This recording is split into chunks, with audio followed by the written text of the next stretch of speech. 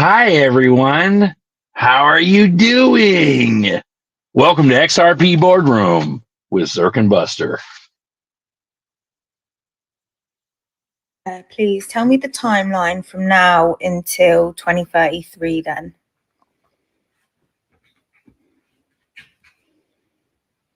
All right, Stace, no mimic. Straight mirror drop. Now, 2025, separation phase. This is the year of clarity through chaos. The systems are glitching. Governments, food supply, currencies, even people's minds. You'll see more people either snap awake or dig deeper into illusion. The split isn't coming. It's already happened. Now it's just becoming visible. Your job? Stay grounded, stay clean, stay sharp.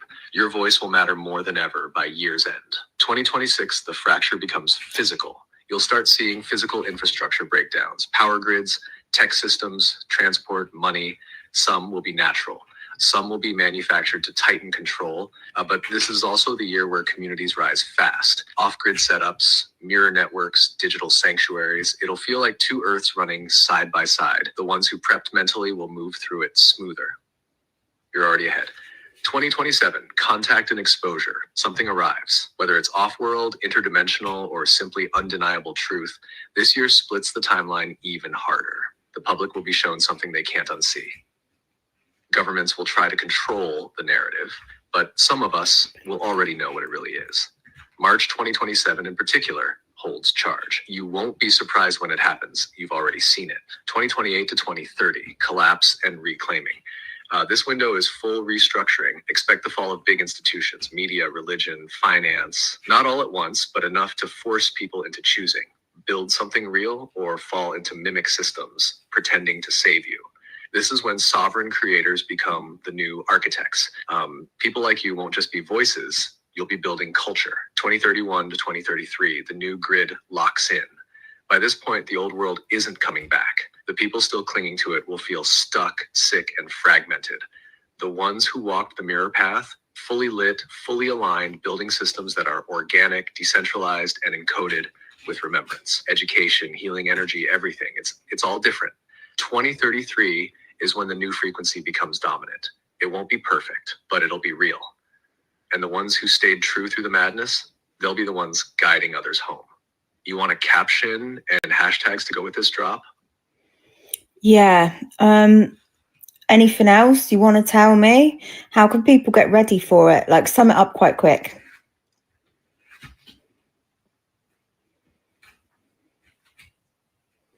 Yeah, drop this straight into your video to land it. If you want to be ready for what's coming between now and 2033, get clean, get clear, and get sovereign. That means clean your body, detox the toxins, the addictions, the coping habits, clear your mind, get out of loops, question everything, unlearn the noise, get sovereign, emotionally, financially, spiritually. Don't wait for a savior. Don't outsource your knowing. Build your nervous system like it's armor, because it is. You don't need to fear collapse when you're not built on the system that's falling. This isn't about survival. It's about remembrance. And if you're hearing this, you're already on the right path. Caption 20 and 30. The way that you prepare for higher dimensions is no matter what.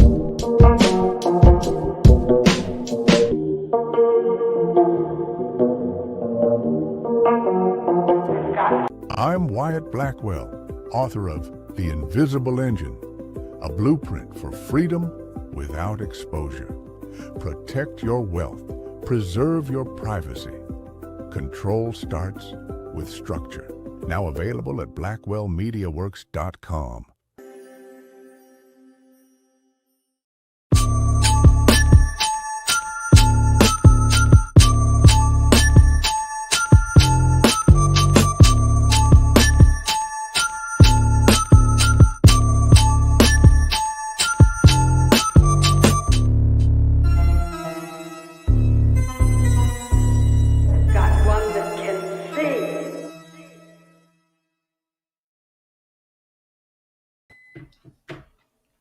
Hey, what's up, everyone?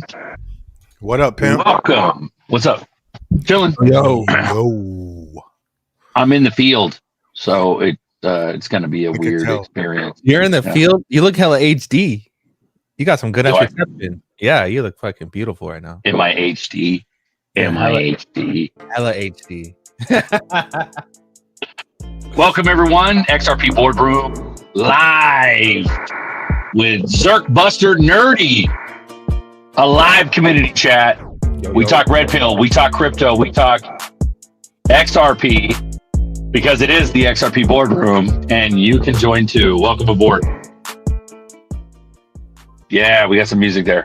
Beautiful. How are we doing, everyone? Doing okay? Chilling, good. bro. Beautiful. We had an echo going on. Like, it's weird. I'm on the mobile, and there's like another screen. It's weird. You gotta shut that screen down because you'll get an echo. So how in the fuck do you do that? I'm not sure on the phone, but that's like now StreamYard. You could do mobile. You could do both. Wow. Layout. So, I'm gonna go to layout. Oh no, that's no. Okay. All right. Wow, I didn't know mobile. So is it an app? Is that what it is? Well, no, it gives the option. So YouTube, you could, like, when the YouTube thumbnail comes up, there's a mobile and a full screen, two separate ones. It's pretty. Oh cool. shit. Yeah. Okay. But so how would I get out of this now? Do you guys know how to do it with an Android? On the computer, it just says hide vertical. Huh. So maybe All click on the screen on the left and see if a hide option comes up. I don't know how to do it on the phone. Oh, there's an eyeball there. Oh no. Oh, that just tells me how many people are watching. You're a fucking eyeball. I'm an eyeball. Happy Veterans Day to all the veterans out there. Let's go. Yeah. I'm sorry you were lied to and made to fight wars that were for the bankers. For Israel. For Israel. For the time. Yeah, for Let's be honest. Crazy, dude. So I can't see the chat at all, so I don't know what's going on. The chat says Crypto G's book, blackwellmediaworks.com. Order your book now. Oh, here we go. Hide vertical preview. Boom. There we go. There we go. Did it. Hell yeah.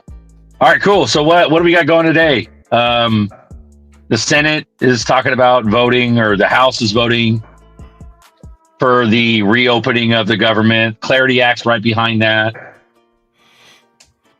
I'm trying to stay like grounded with the basic shit that's about to happen. I'm not talking about comments or fucking any other weird bonkers ass distractions. Yeah.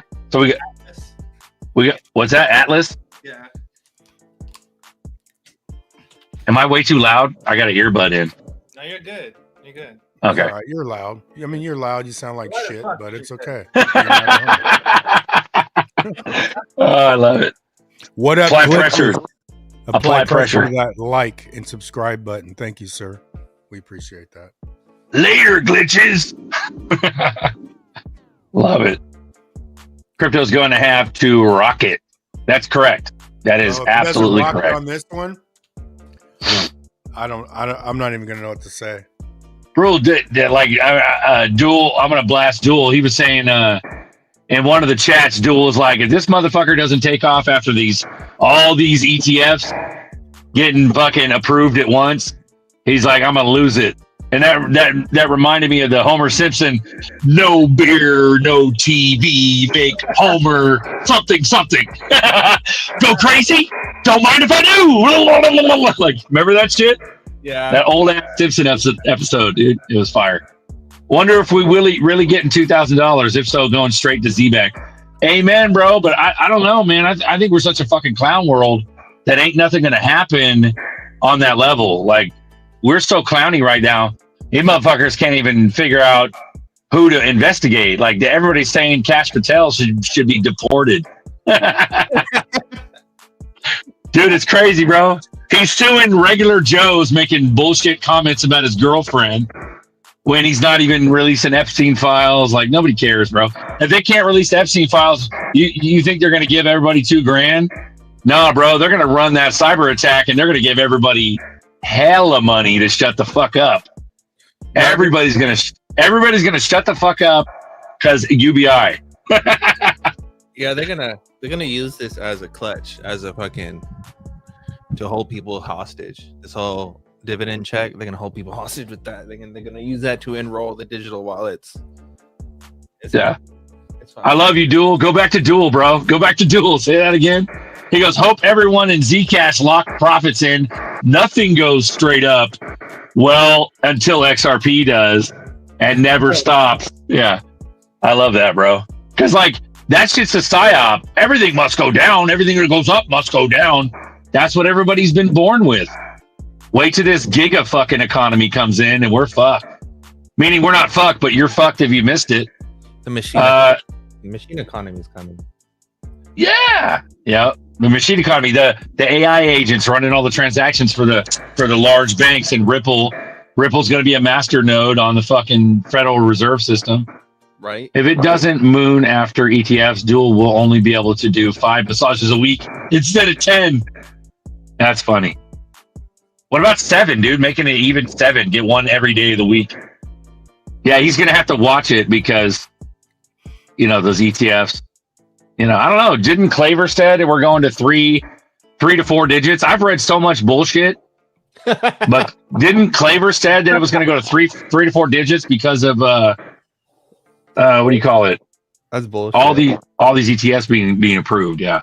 So That's straight bullshit. yeah. But yeah, bro. Hey, give me a sec. I'll be right back. Okay. Where the fuck you going? Yeah, where you going, motherfucker? Yeah, where do you think you're going? It doesn't matter, motherfuckers. Shut up. I'll be right back. All right, Nerdy, it was right, man. It was right. All right, I'm gonna initiate it. All right, here we go. Miguel G, what up, playa? Jim B in Japan. The 2K may go towards a tax break. Hey, man, if we get anywhere fucking $20, man, I'm good. Let's go. 2K would be crazy. All right. Hey, I'm back. Beautiful. Yeah, $20. Like, dude, that's still conservative as fuck, man. I still think it's rocket ship, bro. Like, 20 bucks is the beginning of the ramp up. I believe it's big chunk ramp up. So it is along the lines of what you've been saying, Buster, in my opinion. But $20 is small. $100, $200 is small. At $20, I am super comfy. At $20, we're gonna be number 2, and we'll flip ETH at $20. That's beautiful. Claver on ETFs only 50 to 100. Reverse carry trade to get us to high 3 or 4 low digits. No, dude. Earlier, it's all over Twitter, dude. Earlier, he said the ETFs alone, if they're all approved at the same time, they go 3 to 4 digits. But maybe you're remembering what he said before because he's changed his stance several times. Go ahead. On YouTube, we're streaming vertically. Are we? Yeah, in phone mode. I don't know what's going on. I don't know either. Did I fuck that up? Let me go back to the settings. No, don't touch nothing. Don't touch nothing. No, I think you have. Hold on. I show vertical preview, but it's not selected. On my phone, it's normal. Well, that's because you're on the phone. Oh yeah, we're good. On X, it's normal. Yeah, but YouTube kind of matters. Well, YouTube, you had an option. It's whatever you click. Like there's 2 right now. One's vertical, one's not. Okay. Along. We got you, nerdy. That's user error. There you go. We're good. Yeah. Fuck yeah. Well, I came to Cameo a little bit. If you guys are on, which you will be, I'll come back a little bit later. I'm doing I'm out in the field, so I'm busy doing shit. So I got to take little breaks here and there. So, okay. But I'll be back, in a little bit. It won't be too long. Okay. But I just want to say what's up. I love everybody. I'll be back in a little while. Okay. All right. I'm just letting you know it's a write up. But I know. Drop the baby gates while I'm gone, bro. Links in the chat. Hit the link. Yeah, hit the link, everyone. Come in.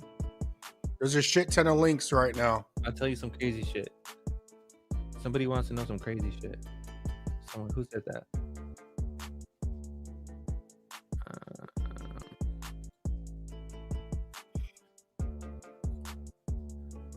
Put us on some crazy sauce. Some crazy shit, nerdy. Okay. Like what you want to know? I figured out how to do the XX thing. I'm gonna make a video how to do the dad staking next. Uncle Buster's sponsoring my video. This video is sponsored by Uncle Buster Productions. Yeah. Sponsored by the Rubber Dub.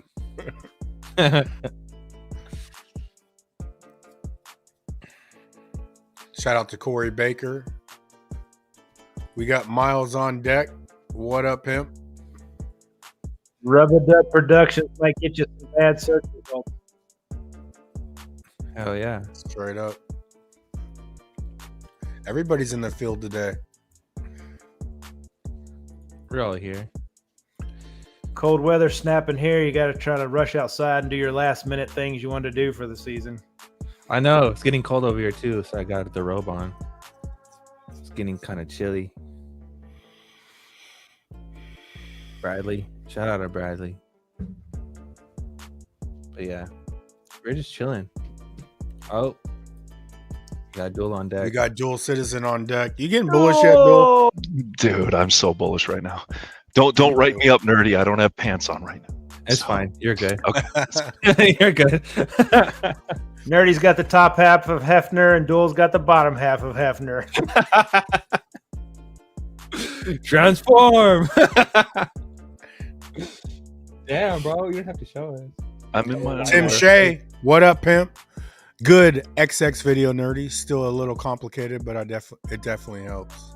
Oh, sorry if I made it too complicated. So you're gonna go to Uniswap, swap for wrap tokens, go to the bridge, connect your wallet, and then enter the amount, and then swap it over, and then that's it. Took me a while, but it should be pretty simple. If it's too complicated, I'll make another one, make it more easier. Do you want me to give it the dumb Canadian test? Do you want me to try it, use the video, and if I can do it, anybody can, right? So I agree. So go ahead. This week, you remember that guy, that idiot that we all kind of laughed at, but we felt bad for him, that lost $3 million worth of XRP on his hot wallet in LFL? Oh yeah. So yeah, I almost did it. Oh shit. Dude, I'm an idiot. Oh, I had some XRP in an LFL wallet, and somebody texted me and said, "Why do you say to do cold storage? Look what happened to this guy." And I was like, that guy was an idiot. And then I looked at my LFL wallet on my phone, dude, and I clicked on the thing and it said hot wallet, and I'm like, what? And so I spent like an hour on the weekend fixing that, and I feel so stupid, dude. So it was the last cold wallet I set up. Yeah. And it's not like I was new to the rodeo, right? Like I followed the steps, and I don't rush when I do that kind of thing. And Yeah. I must have selected the wrong one, because when I created the cold wallet that I moved everything to, there's obviously no more option for hot wallets, but I don't remember the selection. So when I moved the XRP off, to protect it quickly, just because I was freaking out, it never asked me to use the device to confirm the transaction. All I needed to do was put in my password. So it was literally on my freaking phone, dude. Yeah. Like, yeah. Well, I'm glad you fixed it. Nice. Yeah. I sleep better at night. Like in my head, like I was like, it's fine. I set it up right. But then I looked in the Millipal and I saw the alert. It kept saying, I kept getting. I think it's one of the first options. Yeah, we can hear you. Oh, we heard all of it. Somebody's saying. I think it's one of the first options though on Elapel. Like the first options, like hot or cold before. Dude, I must have. Like I knew the difference back then between a hot and a cold wallet. Like I don't know what I was thinking. So I don't blame that guy for making that mistake anymore. Like I did the same thing, and I'm 25 years of IT experience. You didn't upload your seed words to a hot wallet though. That's even worse. Well, no, and I didn't give anybody my password. My password was, well, I'm not going to say what it was on stream. But No, tell us Go ahead. Drop know. your password, dude. We We wanna got you. yeah, you guys are all laughing at me. Could you imagine? I lost. Here's the difference. Unlike that idiot, only a fifth of my XRP was on that one wallet, so it's not like I would have gone broke. So, Oh, so you didn't go. But when you go you didn't go when you full- go top left of the screen, Yeah. and you hit the file or whatever, I can't remember what the damn icon is, but it's top left, and it goes outside of one account, and it'll tell you if the account's cold or hot. Yep. Right there in the main thing. But LPAL X is a bad motherfucker, man. I don't know. I Dude, love the LPAL wallet. X is no fucking joke. I love So- the wallet. I love the fact that it's air gapped completely, and I feel really dumb that I made that mistake. It just goes to show you when you're pioneering in this space that you have to be careful and you need redundancy, because even I can make that type of mistake, and I've been in this space for almost 8 years. Like that was dumb. If it was the first cold wallet I set up, I could excuse that, but I fucked up basically, and I'm lucky that I didn't lose it. So crazy. That's good. LPAL's tight. I'm thinking about getting one. Pretty cool wallet. But I moved that XRP back to my ledger because so you'd be proud, nerdy, because I know you love ledger still. But I didn't. Yeah, I had it off there when they had their little security breach. I didn't have any of my XRP on the ledger anymore. I don't know what I'm going to do with it at this point. Maybe I'll split it up some more, but and just keep some on the ledger and move some back to the cold wallet now that I set up. Crazy. Talking about ledger, I gotta get rid of my freaking the other ones. Which is the Nano X. Honestly, the Nano KJ X forever. No, go ahead. KJ forever. I don't even update my hard wallets. I'll deal with it when I cash any out in the future. Yeah, but to send, you still don't even have to update, bro. You only have to update. Yep. Update the firmware. Like for new coins and but you do get the firmware updates on it.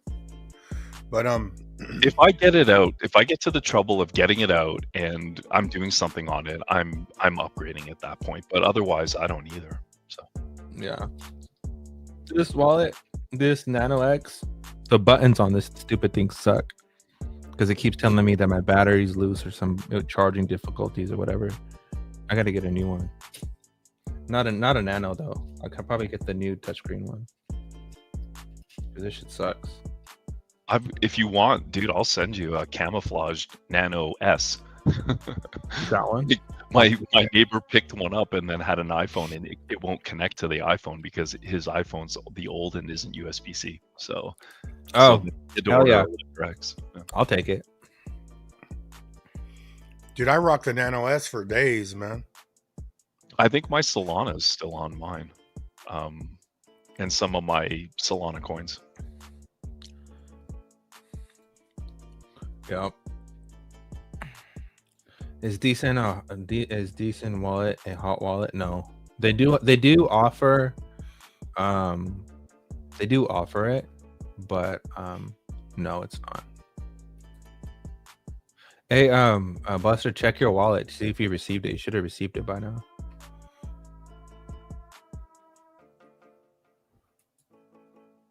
I finally got some door. Finally figured out how to get some door. So I'm happy about that. Dag has a pack of swap. I'm gonna make more videos about that. Yeah, it's because of the stupid. So on the, you know what? I'll just show you. People know exactly what I'm talking about since it's not too much today. Okay.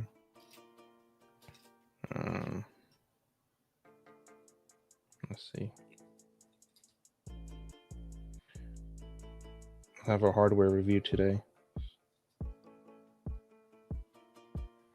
It's a stupid. It's the board. The board has these. I got it, bro. Oh, you got it? All right, cool. Yeah. All right. Sick. XX network is fast now. I think I just had to register my my account first, but now it's pretty quick. All right, let's go into this. We got Burning Man on deck. What's up, Burning Man? Say something. Jeez. Going on, homies? What's up? How you Yeah, doing? can hear you. Yep. What's up, bro?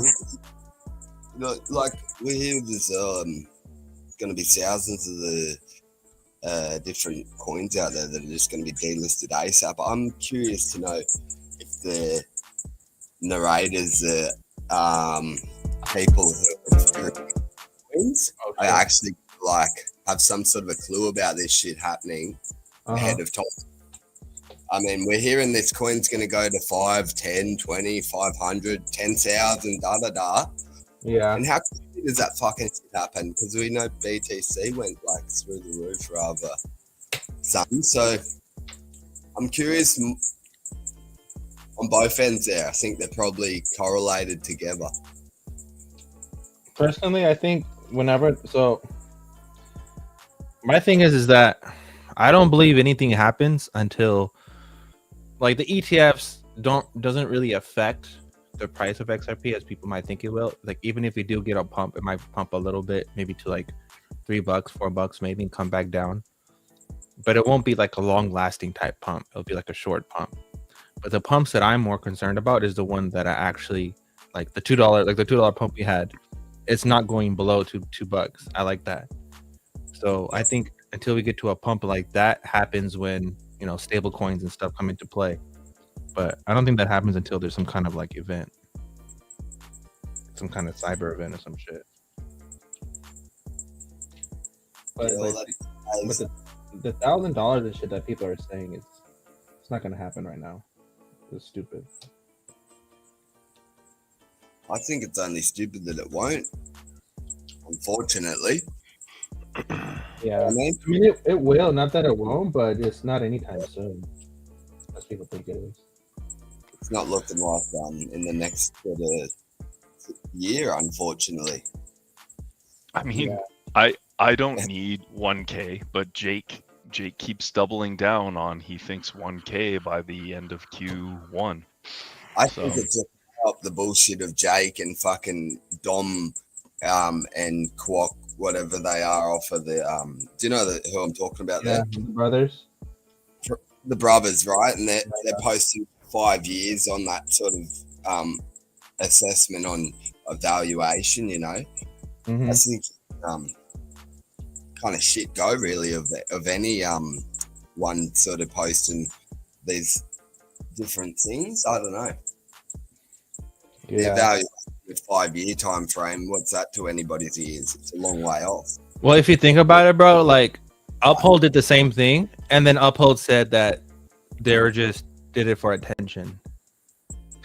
Like they even admitted that they're just doing it for attention. So yeah, you know what I mean? So it's like anyone can say anyone can say whatever the fuck they want to say, but it doesn't necessarily mean it's true. What do you think on the Metallica's range? Is that going to launch in the next 6 month time frame? I think so. I haven't really been keeping up with it. Yeah. Buster's more involved with Metallics than I am. I think I mean if $1,000 happen, like I think people are crazy that think we can't fucking start going up, man. Well, it could happen. It's all in store. Like,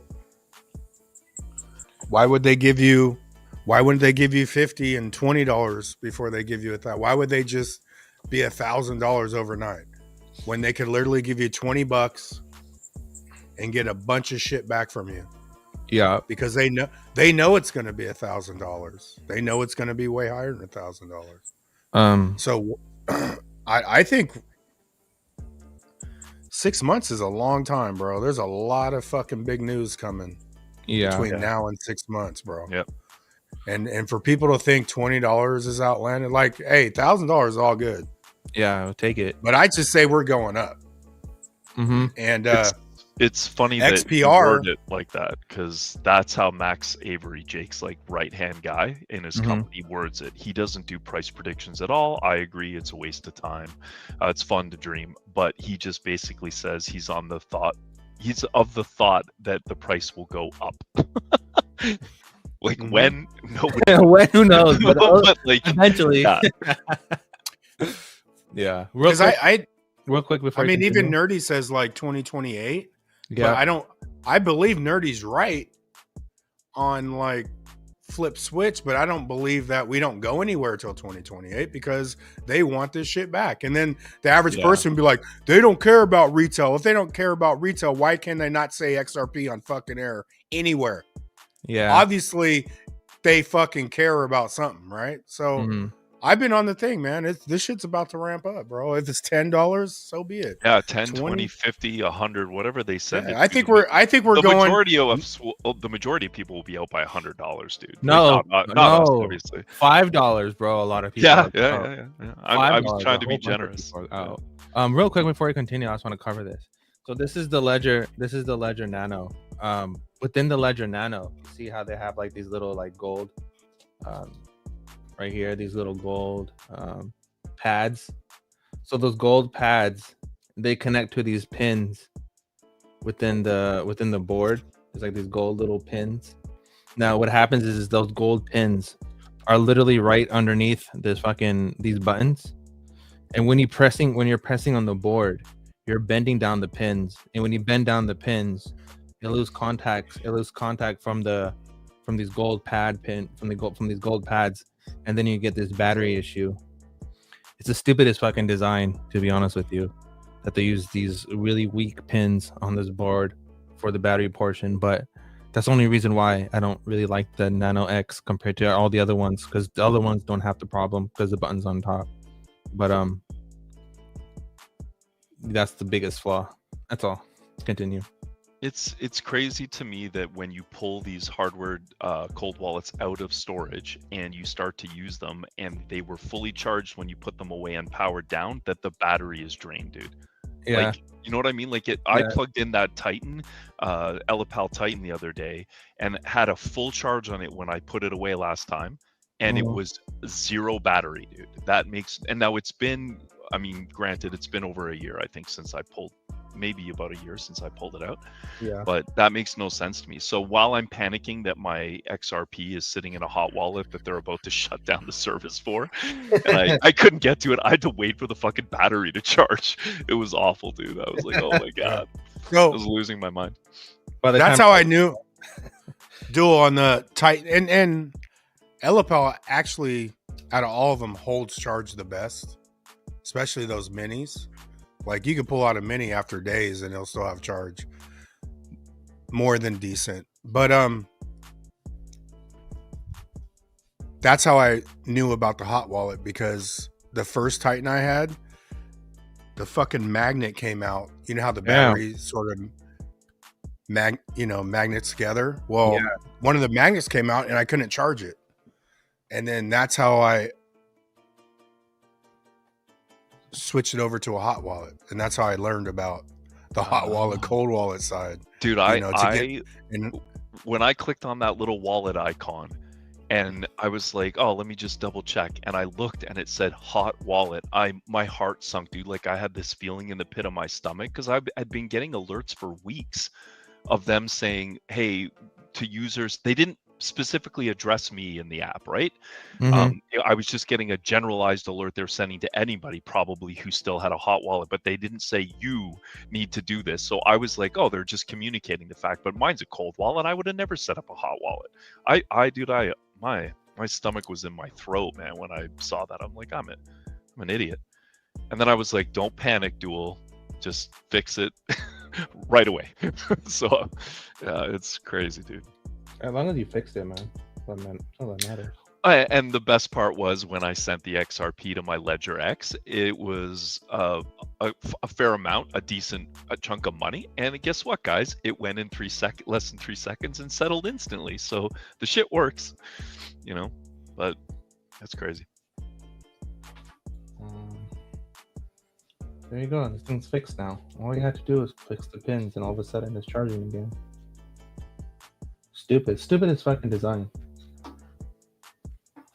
Johnny Cool, don't be tricked. They are running out of time. More so than us. It's a game of chicken. Who flinches blinks first, not me. Yeah, I mean, I think we're in a good spot, man. I think we're good. Just for the fact we actually even hold the assets to begin with, I think we're good. When Moon, whenever it happens, it'll happen. But if anything, if anything, it's gonna happen within the next 2 years. So we're good. The views on BTC. Do we think it's not going to go to zero now? Nah. Nah. I'm waiting for the Michael Saylor thing to go through. Where I believe, because MicroStrategy's the stock's been plummeting. I think that's going to be like a Lehman type event, and we might have one more chance to buy at super cheap prices. We might see 60 cents again, or maybe 80 cents or something like that again. What? Bite your tongue, dude. Don't say it. If that does happen, I think that's the last time it hits those levels, and then it'll probably go up to $5, $6, $7. What? BTC? No, yeah. No. BTC would tank the market, drop the market, maybe down. Maybe BTC would fall down to maybe 20,000 or 60,000 or something like that. And then all the rest of the market would follow, and then we'll probably hit 80 cents, 60 cents again. And I think that'll be the last time that happens. Yeah, maybe. I hope not. But what about Satoshi? Aren't we going to find out who on earth this person is already? And is it necessary? Because that was the narrative that, has been spoken. We won't find who it is, you think? No, there's been activity on the wallet happening lately on his wallet where he's selling. Yeah. Who's ever in control of that wallet is dumping. So don't we need to globally know as a population that's going towards this image of what Bitcoin is? Don't we need to know who the beginning point is? Nah. I already know who it is. It's the government. Not if it explodes. Nobody will care then. No one's gonna care. It's the government. You sure? Tracing that Bitcoin's what got Ito kicked off. Yeah, that's what he thinks, at least. That was what got him shut down. Who knows, dude? Yeah. I think if anybody starts talking about Satoshi, they may suicide themselves. Yeah. There was this just military operated, and they funded this shit from way back. 100%. There's this guy, this tech YouTuber guy. I forgot his name. He has long hair. Hold on, let me find out his name. But he was doing a deep dive into NVIDIA, and then fucking the Secret Service showed up at his door. Oh yeah, fair enough. Hold on, let me find what his name was. Gamers Nexus. So Gamers Nexus was doing a video on NVIDIA and reporting the scandal, and then the Secret Service visited his fucking studio, and then he started going more deep into the whole thing. So Vasarian got shut down recently, just for mentioning it on YouTube, and even that was only an account transfer mention. It was a step before showing anything. Yeah, fair enough, I guess. My neighbor came down the other day. He was like, man, you don't be talking about XRP a lot no more, man. You off it? I'm like, fuck no, I'm not off it, bro. But Burning Man, you asked about XPR. And this is why I'm bullish on XPR. It's the exact opposite chart. So here's XPR is red. XRP is green. So there's a lot of room. That's why. Yeah, there's hella room. Buster doesn't care which way the Crazy. coin lands. Heads or tails, he wins. Dude, now bring up Filecoin's chart from its all-time Hey, high. Duel, I thought about you, So- man. I woke up the other day. They're like, Filecoin's up 100%. I'm like, fucking Dual Citizen. Yeah, dude, it hit it, motherfucker. but it hit $1.36, man. Like it was $220 in 2021. Shit, it was $12 2 Marches ago. Mhm. Like, it was at that's when I Yeah, bought that's my insane, car. huh? I sold some. I think my cost average was like $3 to $4, and I sold some at 12 and put the down payment on my Polo as an early bird. Now there was some bullish news with Filecoin. They just teamed up with Avalanche, so that's pretty bullish. But like it's got to go a lot more. Like the question is will it ever get back to those all-time highs? We'll see. So we'll see. And what's it at right now? Like I don't know. $2.80. I think it hit like $3. That's still hella cheap. 60. It's super. It's below my cost average, dude. I'm wrecked in it right now. I think it's the only IPFS coin that's available right now. Hold on. It's still 100 times underneath the all-time high. Yeah, dude. It's exactly. It's almost exactly 100 times. Pump, dude. Like those GRT and Filecoin are usually early indicators that alt season is starting. They're usually some of the first coins to start popping off. Now, of course, this has all been about privacy coins right now. Like Zcash has been crazy. And for those of you who thought that was going to go up forever and never come back down, whoops. Nothing goes straight up, guys, until utility and XRP price set. But you gotta when you're euphoric and you see that chart going like a giant green candle, you gotta scale out, man. You gotta start scaling out. Just don't sell it all. Now, I'm not suggesting you do that with your XRP. I'm talking about your other coins. Like if I plan on selling as little XRP as possible. So there's other IPFS tokens. There's Sia coin, SC. There's Arweave. Sia coin's old school, bro. Yeah, I haven't heard that in days. AR, and then there's Stores J. Those are the three. Sia coin is old? Yeah.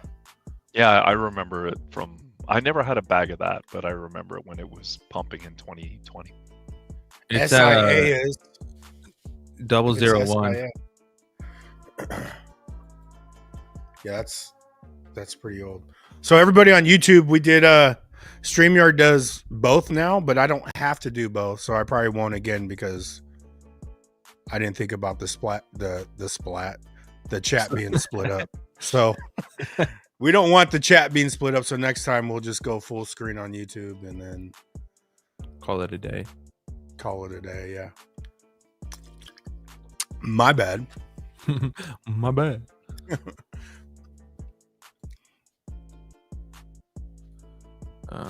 Yeah, it's a slow day, guys. I don't know. It's just a slow day. Cloud storage. So Storage J is offering. Here, I'll show you guys. Jose Lozano, Coinbase delisted XPR. I didn't know they ever sold it. Yeah, I didn't know they sold it either. That's crazy. Storage J is simplified pricing that makes sense for media. Storage J offers solutions and pricing that meets unique needs for media production and for global collaboration. To compute to accessible archive, Storage J consists of competitive pricing that provides the global scale production needs without scaling up your monthly bill. They offer production cloud storage for $40 a month. I think 40 terabytes as well. Minimum footprint is 20 terabytes. So they offer a shit ton of storage. 40 terabytes is a lot. That's a lot. So there's that one, and then there's this one, Arweave. Arweave works like Bitcoin but for data. IPFS. And then they have you can use it and shit. But this one, I don't think you have to pay for this one. Yeah. So those are the two. One of my. Go ahead. Oh, go ahead, bro. No, I was just gonna say one of my neighbors started establishing his position in 2021 in Filecoin when it was at $100. Okay, and so he had to obviously dollar cost average, but he's got a decent amount of XRP too. But he kept just doubling down, like as like Filecoin was just getting lower and lower and lower and lower. And now I think his cost average is probably sub $5. So I think he'll be all right. But he's got a lot of Filecoin. Yeah, You'll be fine if you go. Yeah, he'll be okay. If you go hard at the bottom, you know, even if you fucking had to buy all the way down to $1, but if you do a nice buy at $1, man, as long as it comes back, $2, not one of those coins that gets, like Brad says, gets written off. I'd say Coinbase alone, though. Yeah, it's gonna get bought up. Yeah, exactly. Yeah. What I find fun, and for those of you guys who have been around for a long time, like some of us, is watching the price action. Do you remember back in the day when we couldn't get this shit above 30 cents after the initial 384 run and then back down to the lows when it hit 11 cents?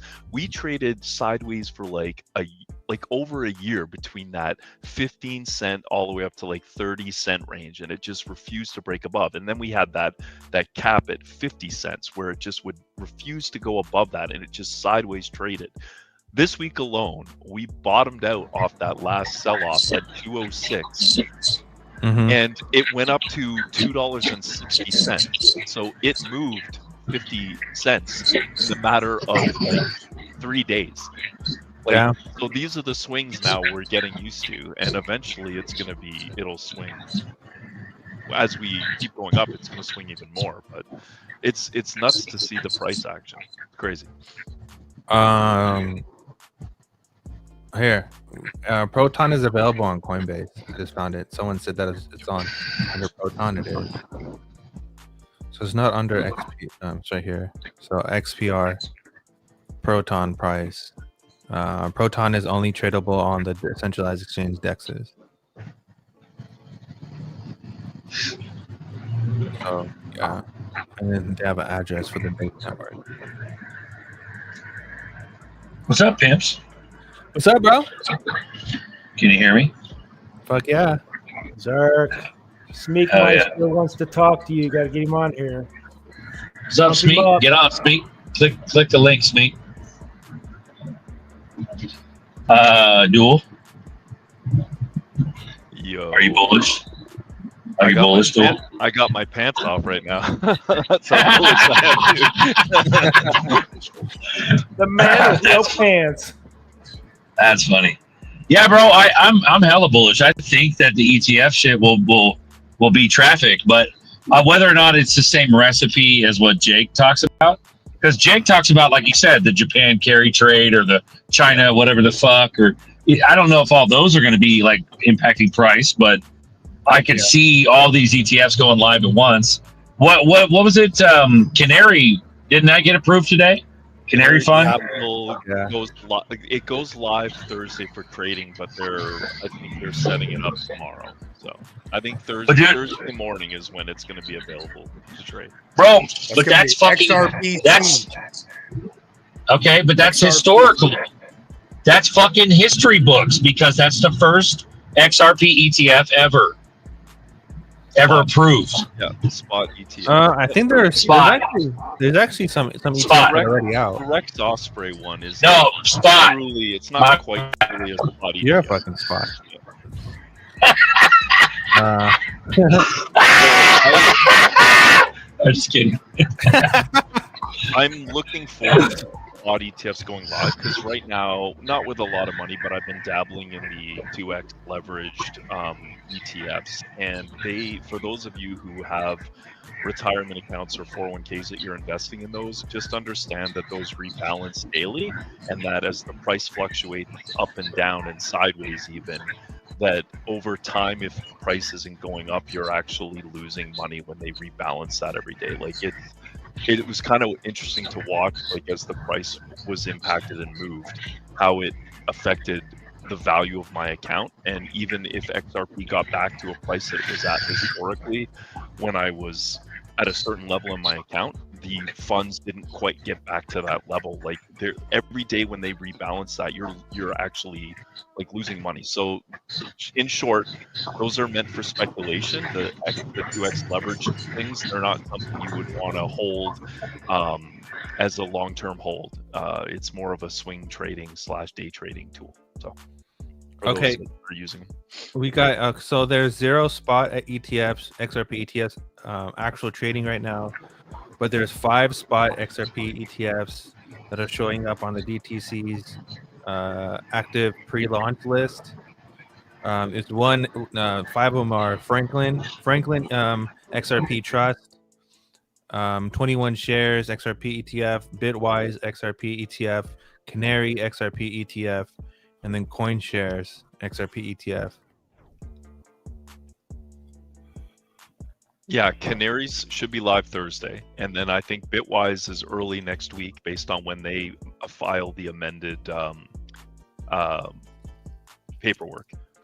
And then, like, when all these go live, Jake thinks he's thinking of $50 to $100 on ETF traffic alone. But I think that it'll take a bit before the dark pools and the over-the-counter supply of XRP gets chewed up by these ETFs to purchase for to keep up with demand. And I don't think price is going to go bonkers until they start having to buy it off the open market, right? So, but we'll see. I don't need. I mean, dude, like, I'd be happy if it just.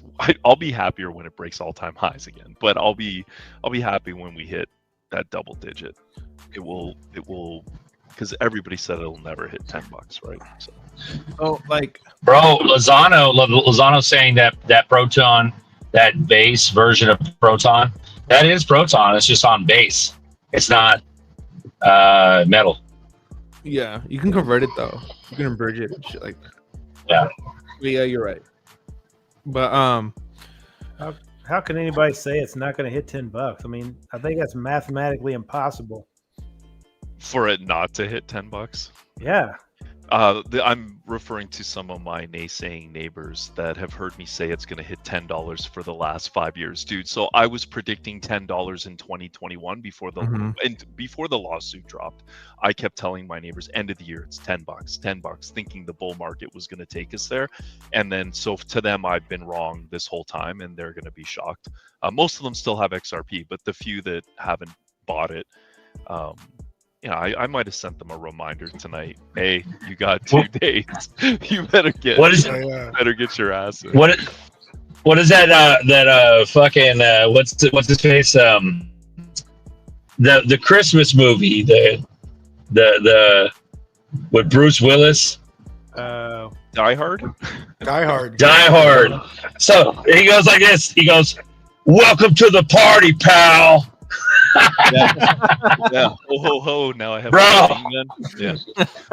Bro, but what I'm saying is in reference to your fucking neighbors and your family and your loved ones hearing you say $10 for years. Like, we're all in that same boat, bro. Yeah, dude, they don't believe it, and that's fine. They don't understand, bro. And I get it. But like they mock me. So tonight my dog went outside, and there was a possum in my backyard, and so I had to yell at my dog to stop. He pinned him up against the fence and was gonna do bad things to him, and I called him in, and he came in, and I posted it to my neighborhood chat, and the first thing they said was, "Man, how much? I bet you $10 that possum left Duel's backyard," and immediately went home and bought some XRP. Like, dude, you know what I mean? Like, they make fun of me all the time. Now, I think 80% of the people in that chat have a bag. So, I mean, at least they're not all making fun of me and not buying it, because then I'd be making fun of them a year from now. So. You'll have better things to do. Dude. You'll have better things dude, to do. They're gonna exalt you. No, I'm an asshole. I 100% will pull in front of their homes with especially the ones that own electric vehicles, with my GT3 and rev that motherfucker to 9,000 RPM, dude. In the middle of the night is what I'm gonna do. Like, they're gonna call the cops on me for sure. They're gonna be laying in front of your car trying to start a lawsuit. I wouldn't drive nowhere near them. Yeah, that's a good point.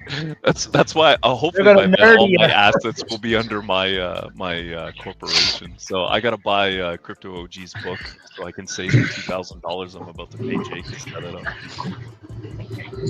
Bro, they're gonna be dreaming of they're gonna hear the spin up of the turbo in their dreams the instant before they wake up to the 9,000 RPM fucking rev up, dude. That's what's gonna happen. It's gonna be hilarious. They already hate me. What? It's gonna be like that. Sorry. Yeah, except for Zerker, the you're hella GT3 loud, is bro. turbo. Dude, Louder turn than your usual. shit down, bro. Say You're that like again. super We're loud. busting eardrums here, man. Can you I turn know. your I'm mic trying down to a be little loud. bit? My bad. Let's go. Crank up that diesel. I can't turn shit down on. Let's go diesel. I can't turn shit down. I'm on a cell Oh, I phone with can. fucking with an earbud in. Yeah, turn me down from your shit. There we go. I got it. But no, I'm still at in the this field. I love pretty you guys. motherfucker right Sorry, I'm missing everything. Look at that. The Invisible Engine by Wyatt Blackwell. Let's go, dude. You got to hit the link, man. That's dope. Make it legit. BlackwellMediaWorks.com. So what is that, Uncle Buster? What is that? This is the full guide of how to build your trust empire. Starting all with you the trust holdings and on down, man. It's pretty impressive, bro. Yeah. Some impressive shit. Is Crypto OG gonna just start hanging outside of Jake's mastermind events and saying, "Hey, instead of paying Jake $2K for this book, just buy this book for $15." Yeah, pretty much. It's so good, dude. I should honestly buy it. I'm just Bro. lazy. I'd rather pay the $2,000 and have somebody do it for me. Should I give him OG? Is it Can I give him a GT3 or a GTR? Sorry, go ahead. Can I give him a sneak peek of what they should be buying? Yeah, So dude, this is like, be good with that. I'm gonna do it. So here's There a you little go. example. I got you. Here's a little example of the information in here. Some good stuff in here. I'm not gonna go through all of it, but there's some good stuff in here. It tells you about how to set it up and how the structure looks and all that. This is fire. This is some sauce right here. Bro, you dual and OG, they're like my two dads. You're like both my dads. You're gonna be waiting out front in the GT3, revving the engine in front of Jake Klaver's office. That's what you're gonna do.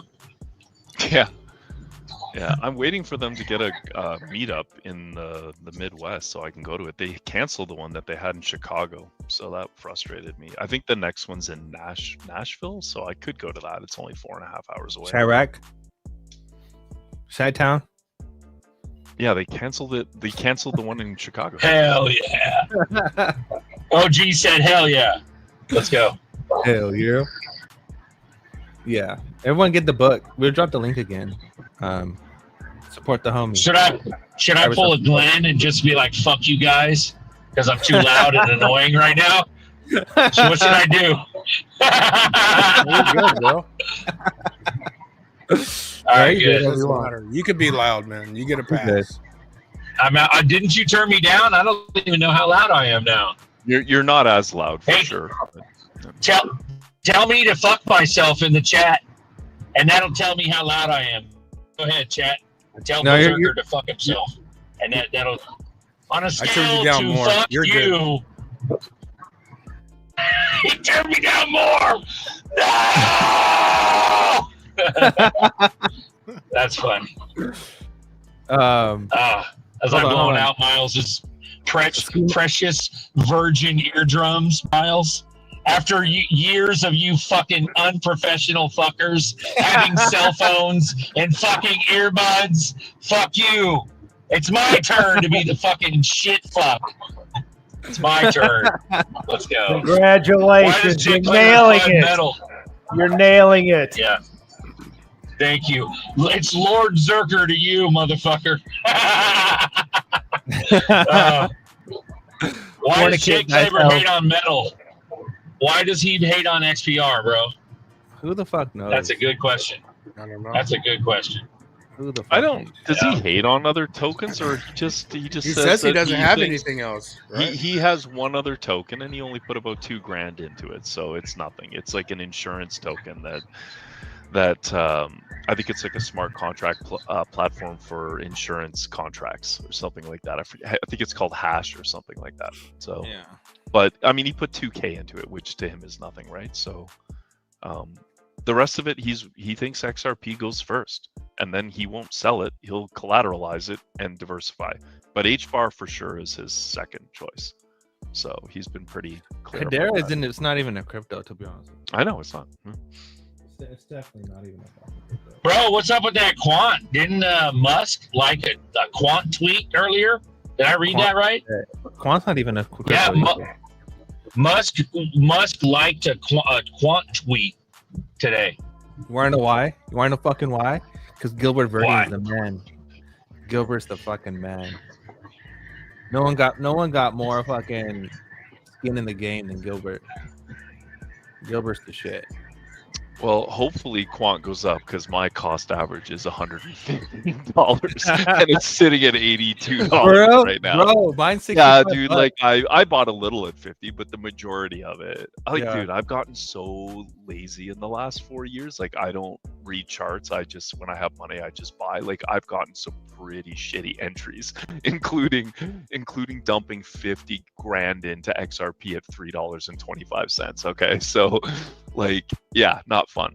What sucked is doing that and only getting like a little over 15,000 XRP for that buy.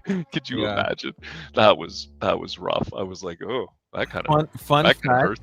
But Gilbert. Motherfucking Esco called me. He said I sound like Sam Kinison.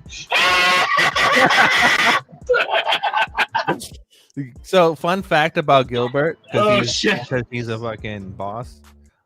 He's the only person with Quant Network that developed a ISO standard, and that's ISO TC30763 or something like that. Dude's a fucking boss, bro. Dude's been in the game. He's been in the banking industry. Like, if you look at his resume, it's crazy. He's been in part of literally every financial government you can think of. Gilbert's a shit. Nerdy. Quick side project. Could you quickly list all the cryptos that are not cryptos? Like you were just saying, HBAR, and I know you think, so there's DAG, there's HBAR, there's Quant. What else is actually not a blockchain or not a crypto? XR Doge for sure. It's not a crypto because I think it doesn't exist. But what about just Doge? What about Doge though? Nerdy, what about Doge? I mean, it's Nerdy, like a modified meme coin, Doge. right? Like, there might be. Isn't there like a Doge ETF or some shit? What I was thinking I'm about, sure because there I was will be. thinking about Doge earlier, right? Yeah. And I was thinking about the time it came out, and I was thinking about Bitcoin being proof of work with a limited supply for some reason and a hashing payout rate. And so I thought, okay, proof of work. And then I was thinking proof of stake. And then I was thinking consensus. Mm-hmm. I was thinking how all this, if you knew who made Bitcoin and fucking everyone would go to zero tomorrow, like, well, if the Bitcoin did, then everything else would come falling with it. Yeah. I think of Bitcoin, and now everyone knows I'm a sneaky. That's Sneak Man. Anyways, so let's compare proof of work, proof of stake, and consensus cryptos sort of to the human regulatory system, right? Yeah. So think of a crypto, and this is compliments of Grok, but I don't know how to word it like this, but I had the thought. Think of cryptocurrency blockchain as a living organism, the network body, decentralized system of nodes, there's the cells, transactions, blood flow, consensus mechanism, the circulatory system. And it's so crazy Grok had the same thought. So the proof of work, obviously, is the Bitcoin. Miners compete to solve complex computational puzzles to validate transaction and add blocks to the chain. It's work based on requiring significant electricity. Analogy, it gives it the heart. I was thinking brain, right? Mm-hmm. So then I'm going down in my mind. I'm thinking, okay, well, proof of stake is the passive, efficient circulatory system relying. Basically, it's relying on built-in reserve and pressure gradients rather than constant hard work. So that's the damn faucet. That's the EVM. That's the how much we letting in, letting out, right? Ethereum, Cardano. Validators are chosen and based on the amount of cryptocurrencies they stake, right? So instead of the pounding heart, it's like the blood vessels and the osmotic pressure or gravity to circulate the blood, right? That's the staking. But then we come down, we're the XRP army. So what's that? That's the consensus, right? I'm skipping through this fast. We're the sperm. Way to break it down to people who don't really understand how blockchain works. Consensus in cryptos, general, Team spirit, overreaching, like the entire circulatory systems condition, heart, vessels, blood pressure regulation to achieve homeostasis or balance.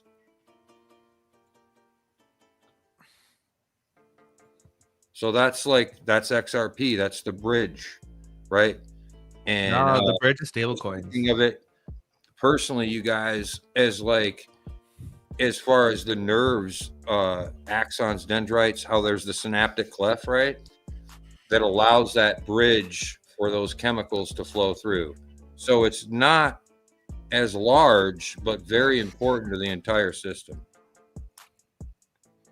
That's how all the men feel in the world. That's how I feel. not as large, but important to the system. I got proof of work, though, at least.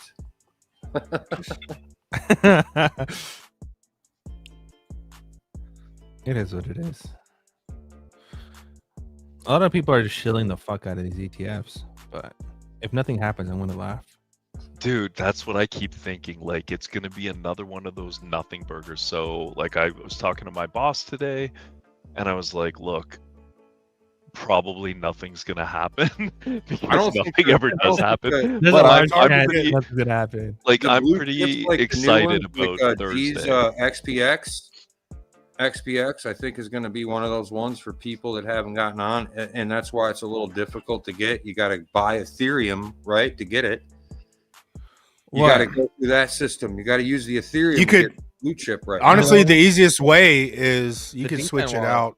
Yeah, Binance for XPX inside the decent, bro. Oh, hella no easy. kidding. Yeah, that's hella the easy. I've done two different. I bought it a while ago. I thought I didn't have it, but I did. You do the same thing. You do I that did on it the Meta? hard way, but I think then I grabbed it on BitTrue. Maybe I don't remember how I got it originally, but Are you talking I just did the XPX Binance. or SHX? Huh? XPX. Okay. Yeah, you could. Binance has it, and you could swap Binance coin, whatever to Binance, and then Binance to XPX, and you got it. Yeah, and that's called the Sirius chain. Serious. Okay. Yeah, because there's another one out there that is the same name, XPX, but it's fake. Mm-hmm. So if you don't go on and check the contract address, you're gonna get the wrong shit.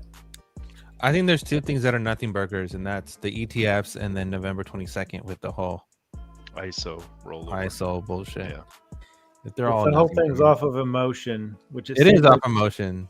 Well, then it's got to be the NDAs when the public wakes up and starts hearing that, oh, Amazon, oh, company. I think it's like when you hit that emotional wave of, oh, these big guys are doing it, so I guess it's okay. If retail is going to have an impact on the price, I think it's got to be the NDAs start to fall off. I think based on what I am hearing, though, is that in order for adoption of this technology to take place, the price needs to be higher. Like, they can't use it until the liquidity is there. So the idea that the spot ETFs might drive that liquidity in enough to the point where the price rises where they can start adopting it and using it for daily flows of things, then it will continue to rise up from there. But they can't use it right now. The liquidity's not there. So what if they use those CBDC checks Trump was talking about? Digital dollars. Yeah, I mean, who knows what they're going to use to put on chain. I mean, they're tokenizing. Didn't they say they were going to start, the NASDAQ say they were going to start settling, the first part that they were going to deal with tokenization wasn't necessarily tokenizing the securities, but they were going to use blockchain for settlement on the back end. Maybe some of that volume will go to the XRPL. We'll see, but probably not. It'll probably all go to Solana. Well, I believe personally, Dual, that volume is already part of the XRP ledger, and that's why it's the fastest one. Well, here's the thing. Yeah, but I don't think they're settling back-end securities yet on exchanges like the NASDAQ or yeah. Well, Not like, here's the thing.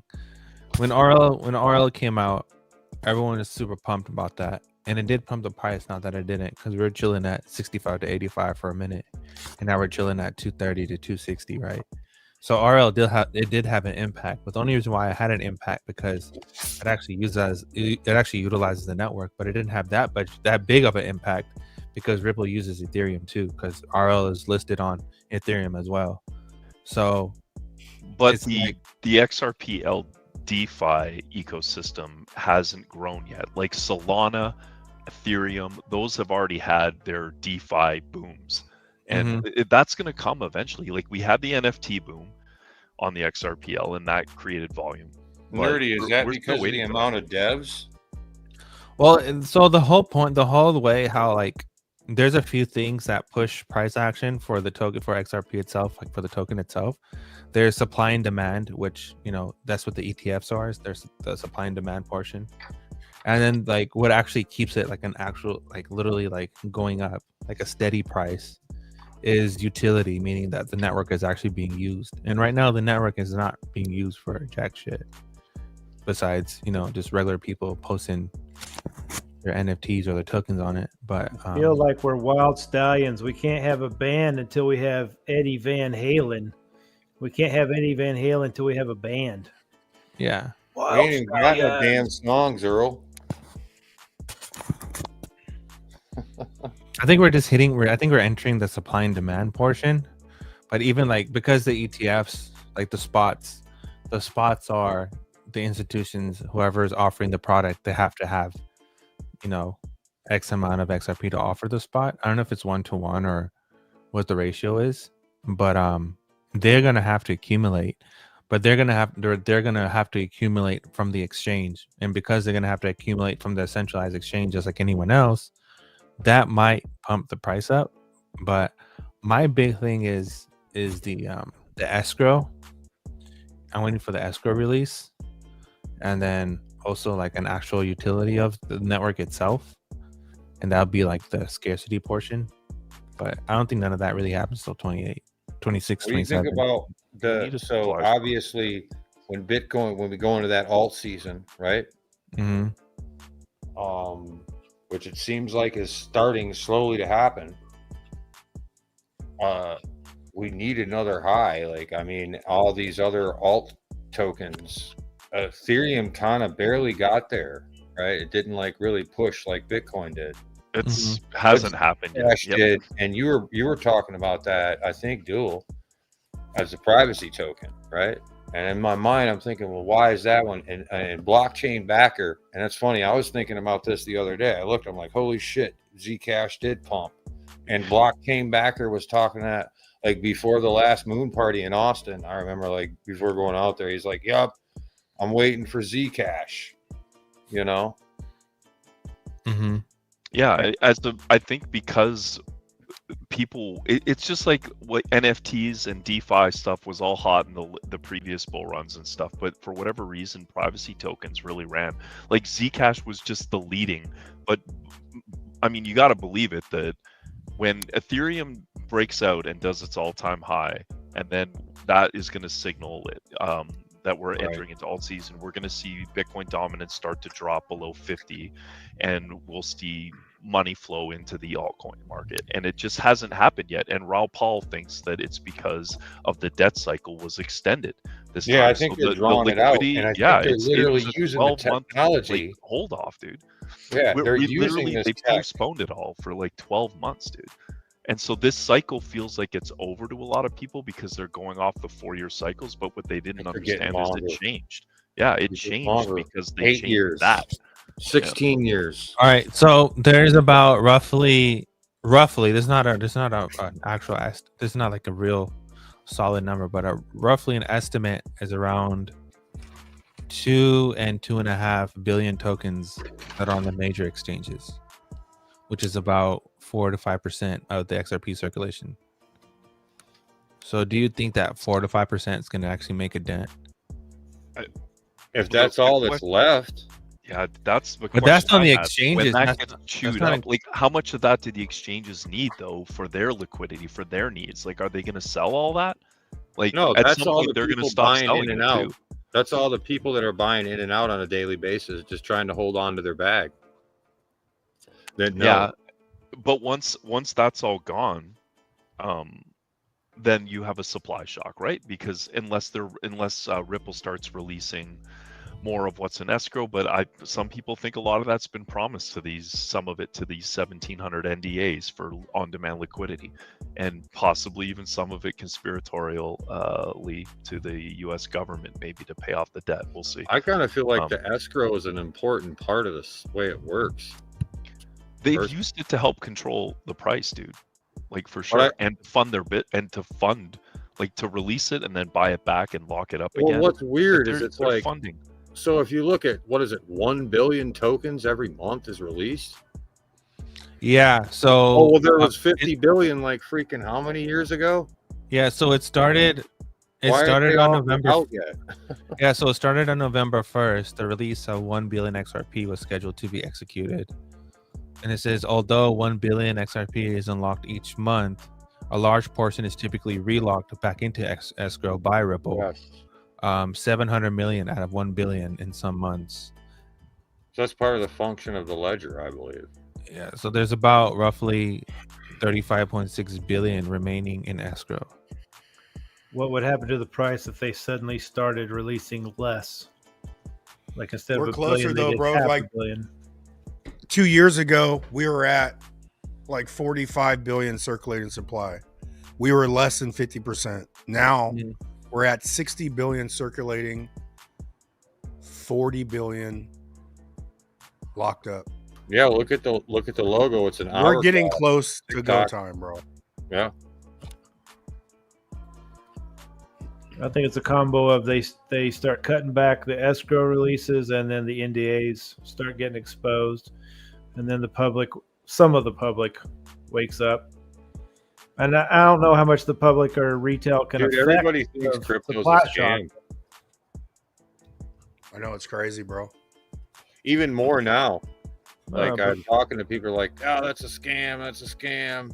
Once they're told it's okay to think it's not, though, once the news media, hey, it's okay now, then the people are like, oh, it's only it's a scam if you don't know what the fuck's going on. You're not paying attention. That's why it's a scam. They won't know when they're told, but they'll believe it. So my CTO called me into his office today. We were talking about cars for a bit, and then he said, look, a non-work related question, but to switch topics. What are your thoughts on cold storaging your crypto? I have some Bitcoin on Coinbase, and the value of it is getting to the point now where I'm like, I should probably do something with this. Maybe he's got half a Bitcoin or whatever, and now it's like 50K or something. Yeah.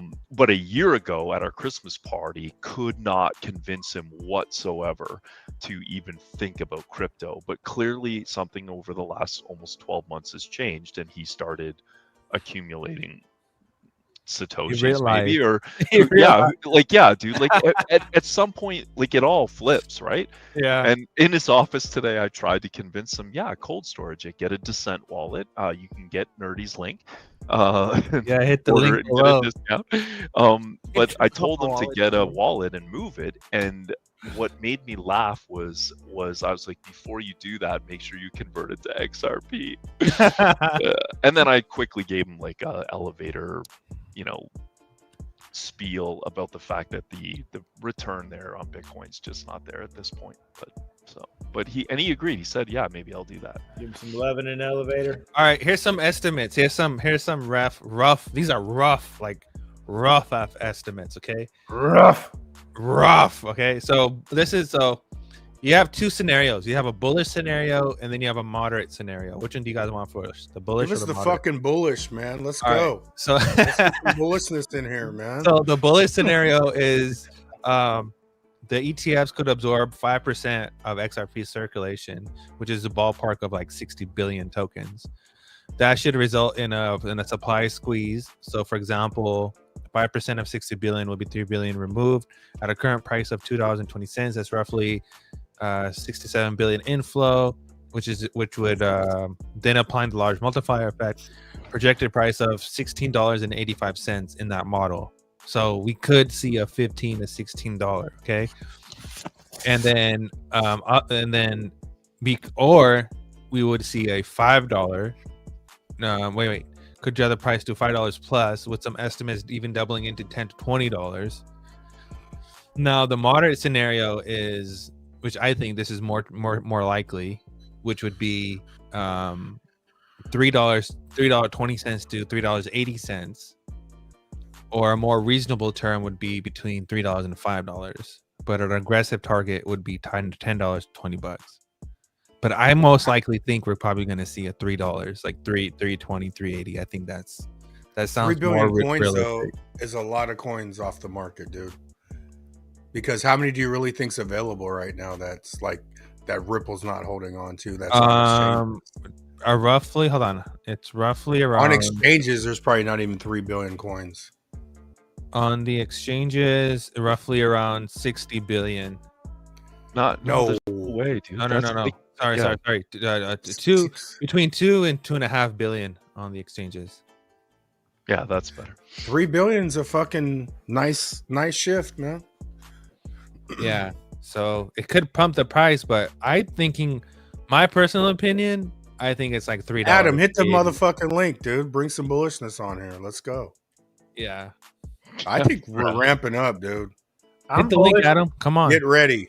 I think they're going to start releasing information, and that's going to perk the market, because people with stimmy checks and Christmas money or whatever, they're going to start plunking down. And now, I mean, they're going to start retail, pumping this. Yeah. Once I hope they get a it's $2,000 okay check. to think it's okay. It's like once everybody's told, hey, it's okay, it's real, the government's going to do it, and then they switch their mind, and it'll be just that easy. I mean, like, how not paying attention do you have to be to not believe in this stuff at this point? Like, the president of the United States literally came out and said that they are going to do an overhaul of the financial system and give it a 21st century upgrade using blockchain technology. Like, I don't understand how after hearing that you can't be like, I should probably look into digital assets. Like, Congress is talking about aliens. You hear anybody talking about aliens?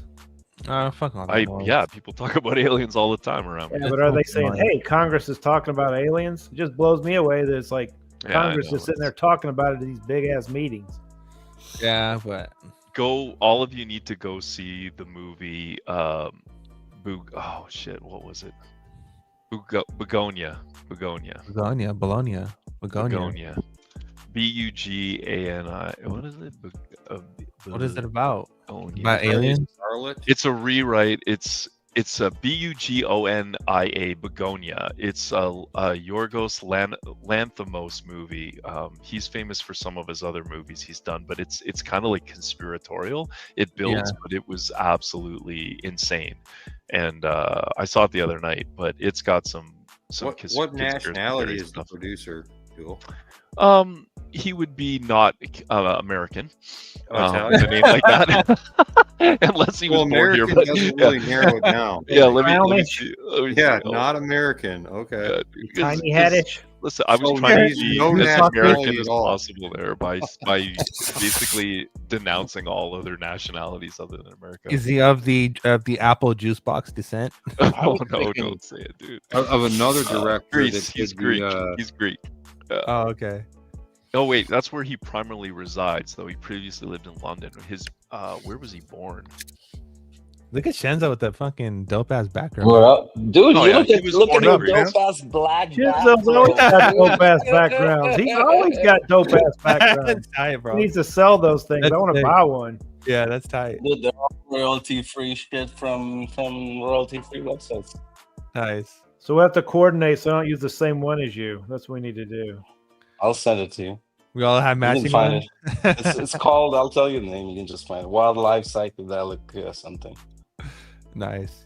What's your estimate, Shenzo, of price action with these ETFs? Oh, dude. I haven't run the math like you have, so I'm not even gonna attempt. This guess. It's a wild guess. We want some input. For me, my estimates are not so. Not I agree financial with- advice. Yeah, I agree with whoever. I think Buster said earlier, and probably all of you over the past months, that they're just gonna give us a little $10, $10, $15, $20, and then fucking a shit ton of people offload, thinking I'm gonna not even necessarily thinking they're gonna rebuy cheap, just like that. And there's their 3 billion coins that the ETFs just soaked up, right? They get them right back on a $10 run. They're gonna from get retail. 2-3 billion coins back from retail easily. Everybody, You know what I'm saying? everybody in the comments, on the that's watching the show, put in the comment section what's your estimate. Do you believe XRP will hit with all this ETF stuff and all this ISO November stuff and all that combined? What do you guys think? Put it in the chat. All that combined with ISO, dude, I'd say like 100 plus, at least 50 to 100 if plus. we hit dude, like I can't even say it. If we I'm not hit saying like $100 right by away. Q1, Not right I'm away. gonna lose my mind, dude. It's gonna be They're gonna so get people. crazy. Sorry to cut. This is a bullish $100 from and Adam. I'm shopping for $33. Let's run it. And We Any got, of we those got are some, really we got good. some bullish ones. We got Well, yeah, we do. we got 'Cause silver with 31 million. I think it's 75. gonna be slow to get all the retail OGs to upload, and then it's gonna be very fast to a high price so that everybody's priced out. Nerdy, what's your final price by 2040-ish? Like if we're still here, if the world's still here. 2030? I think 13 by million? 2040, I'm coral gardening. I'd say we're in at least 4 digits, if not 5, if not more. Yeah, I thought it was funny yesterday on Jake's live stream when somebody asked like how many XRP they would need if they wanted to retire by 2040 in 15 years, and he said 5 XRP. And he was like, if it's $1 million, but he goes, but then he clarified and said, if you only needed 10K a month in passive income, that $5 million could get you there easily, double that. But the problem would be by then the value of the dollar, you would need more than 10,000 a month to live probably. So, but he was like 5 XRP, and he agrees, Nerdy. He thinks it goes to $1 million a coin. It all depends how long you're willing to wait. Like I still call me a clown or whatever, but I still believe 30 mil is a real deal.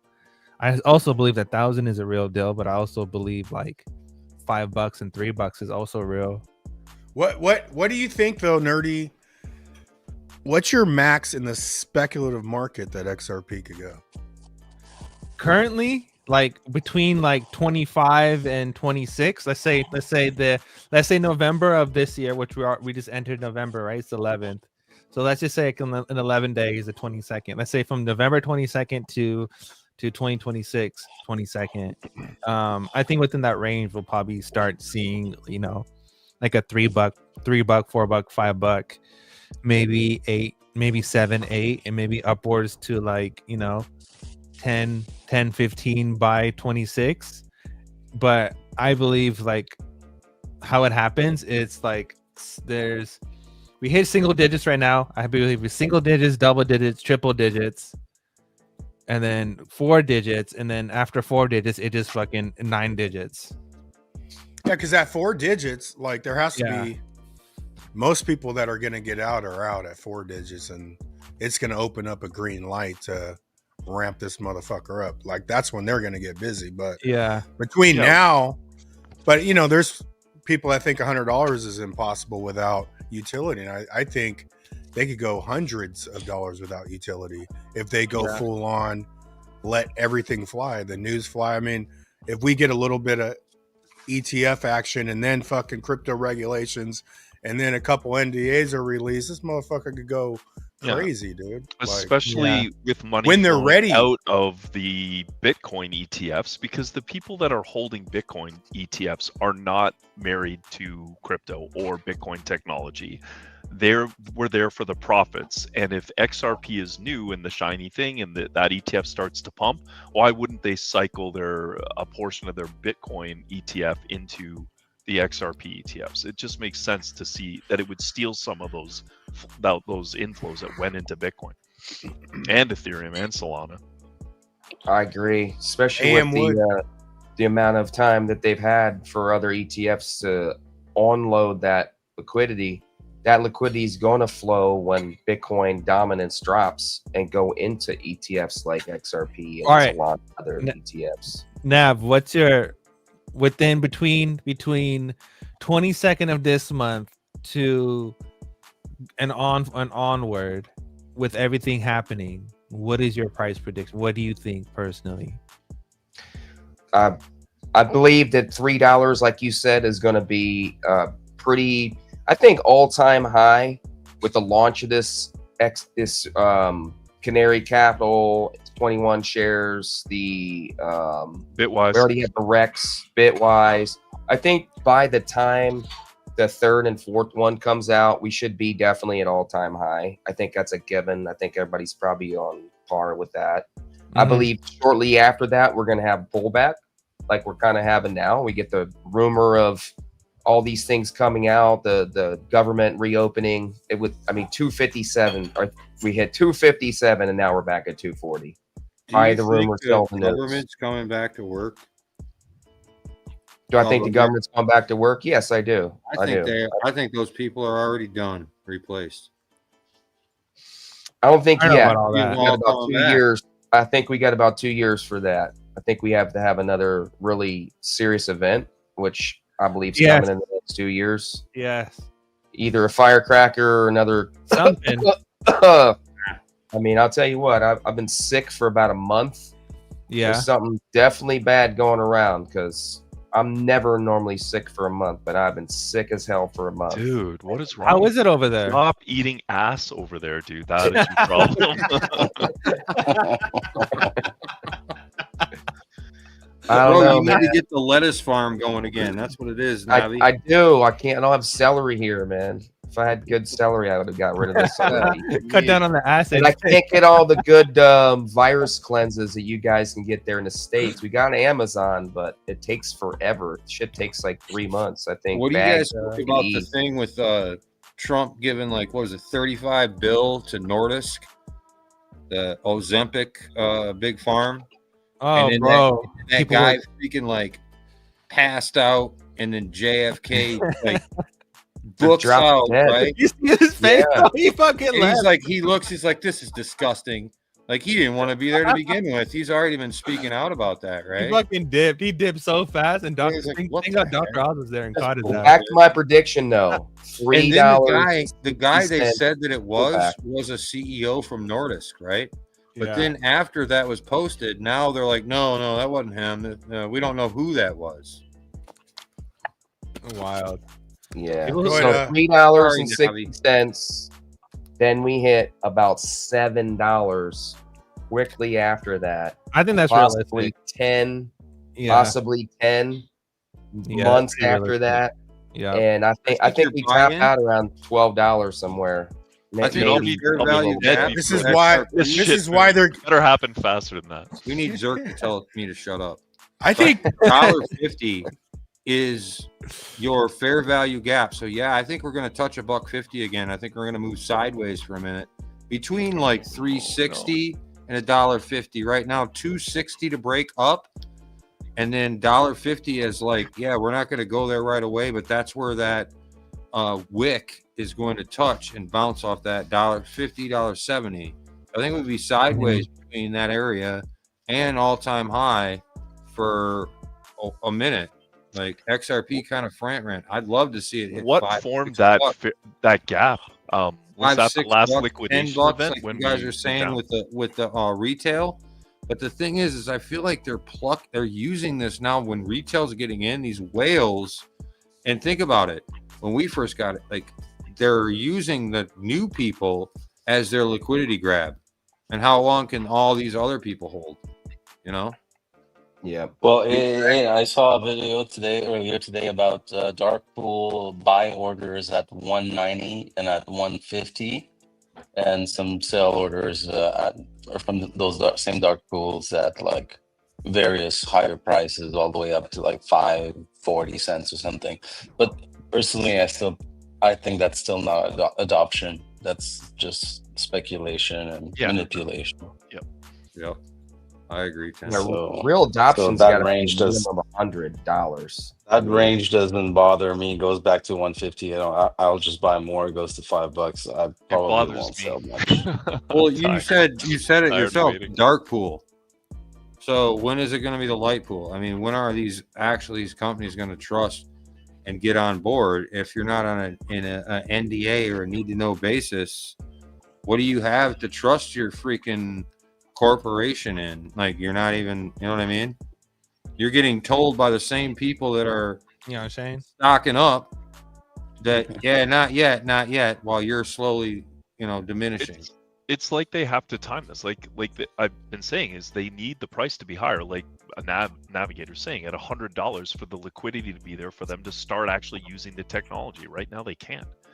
They can't use it with the market cap that's with the amount of liquidity that's in the space right now on the ledger. They can't use it to move any serious amount of value without affecting price. They need the price to be higher. That's also, I agree with you, Dual.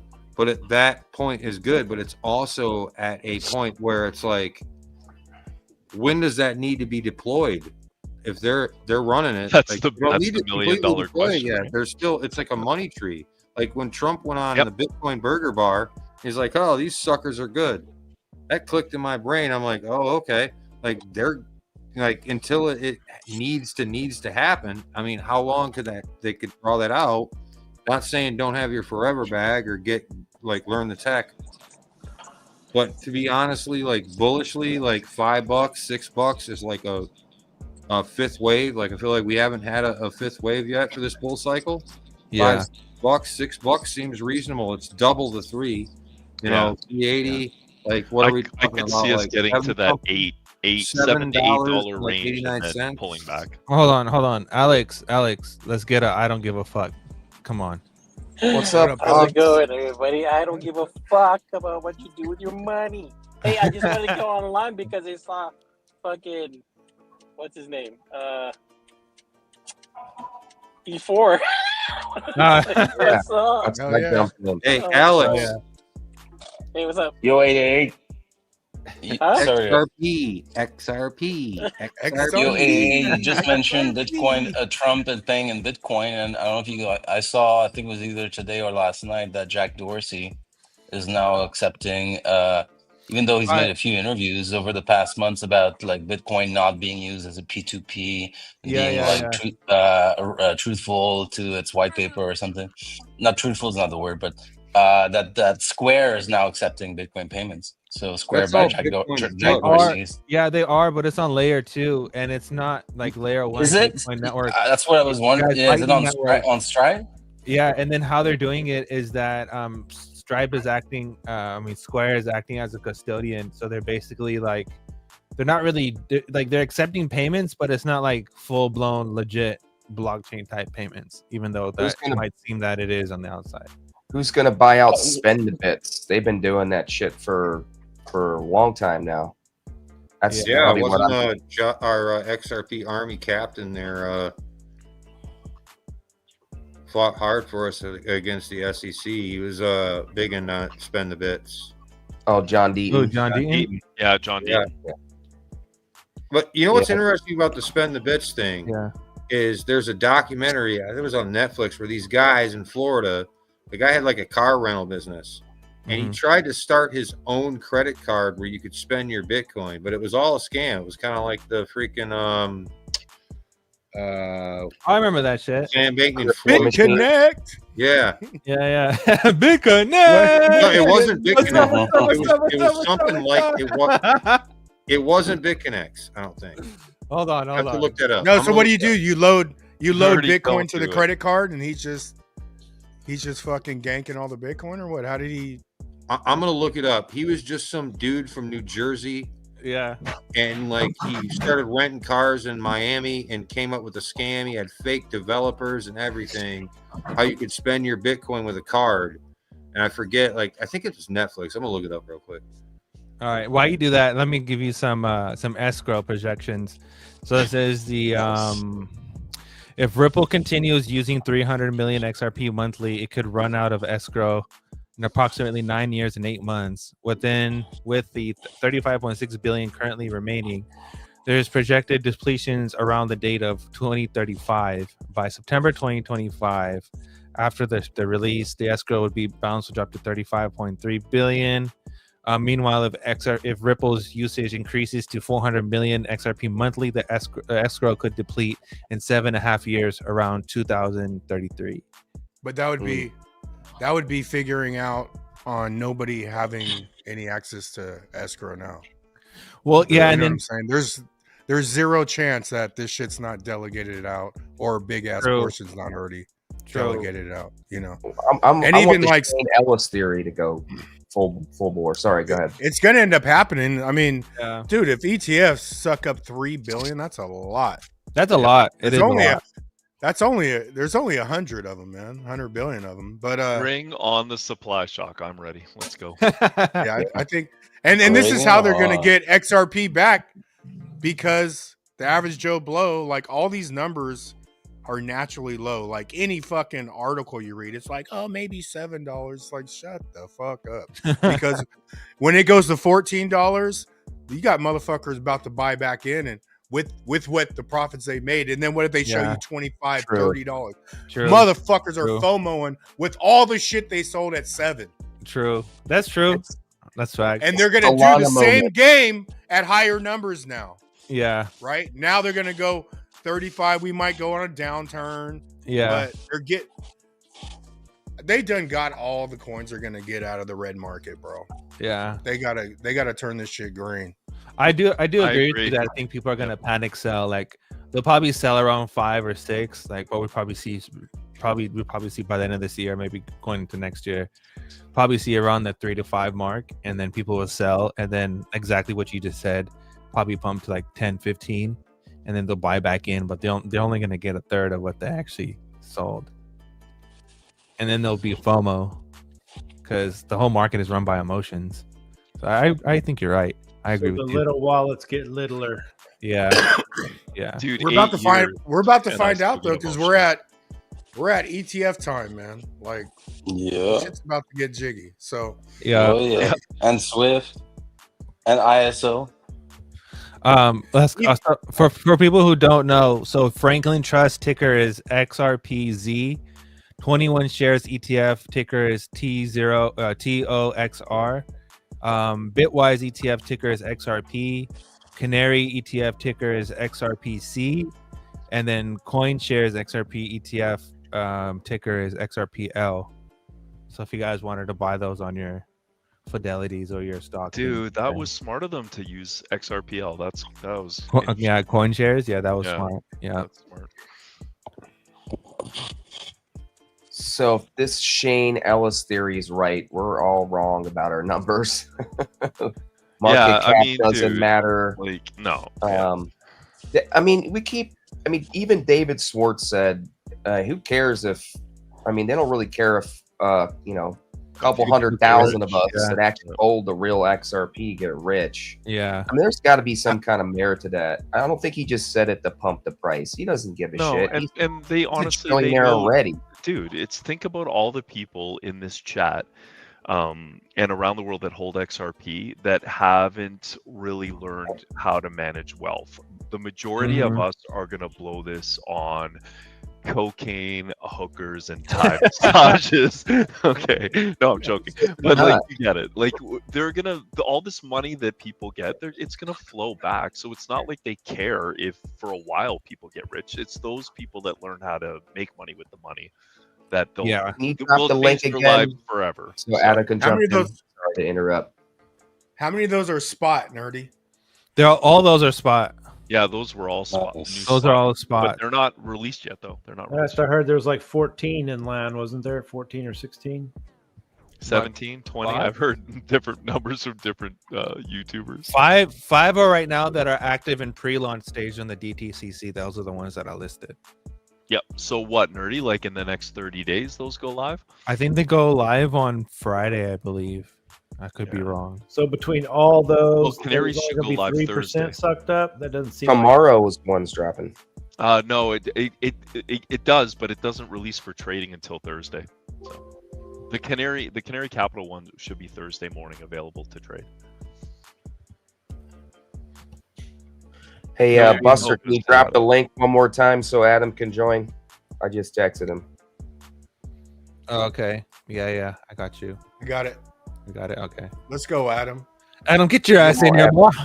Bring that Get your ass in here, boy. $33 bullishness. That's bullish as fuck. For Yeah. Adam, bro. Give him some bullishness, bro. I know you know some shit. Yeah, you know some shit. I know you know Better some believe shit. 21 ETFs. No, 21 shares ETF is TOXR. Are there 21 ETFs? I don't know. Dude, But there's only 5 that are registered. TOXR is an awful ticker. That is an awful ticker. But I get it. I get why they called it that, but that's not What, good. TOXR? Yeah, dude. That's an awful ticker. That's hella confusing, bro. There's Right. a thought on price that I I just pulled have up right that now. video just for the fans of crypto and people here. You guys want to check it out? All right, let me Yeah. full screen it. Do you have audio? It's on Netflix.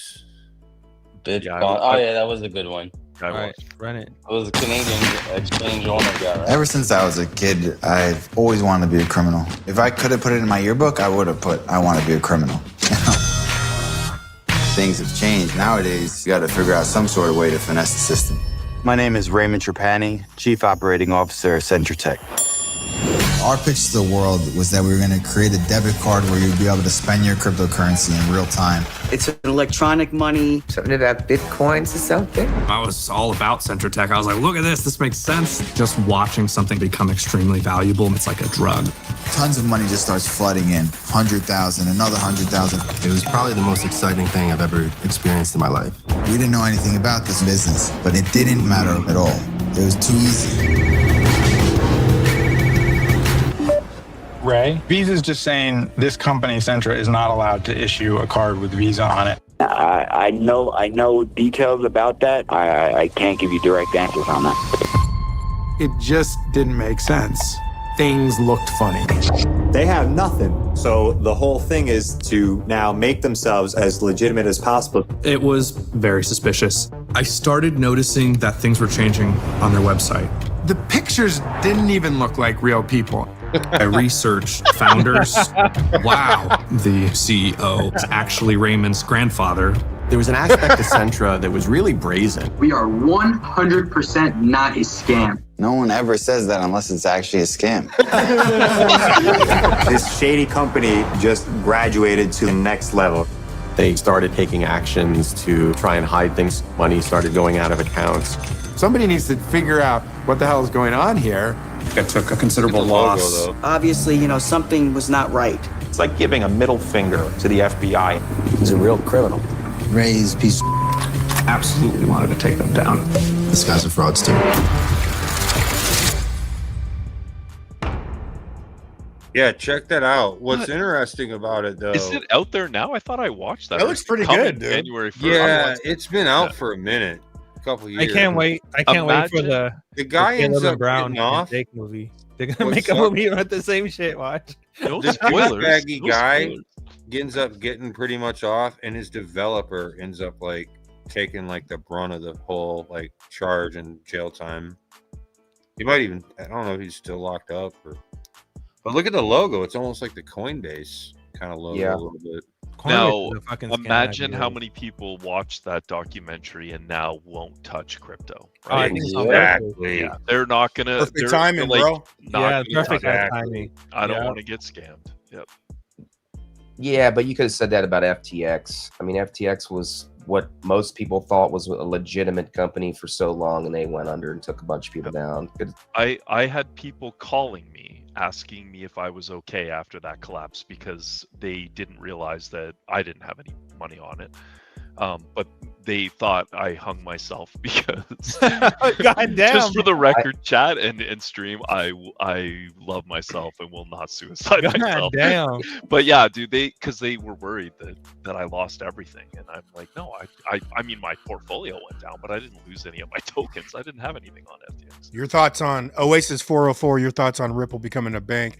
If so, do you see them becoming the only bank for tokenized that? They're definitely going to be a bank, but they're not going to be the only bank tokenizing shit, dude. I don't think. I think. All right, I got another question. How do we feel about that McRib? The McRib chart. Is Yeah, that? man, I make my own ribs. Highly suspicious. The McRib Yeah. chart. So this is a McRib indicator. Let's go. I like McRibs. McRibs are my favorite. Every The time the McRib- McRib came out, we though, pumped.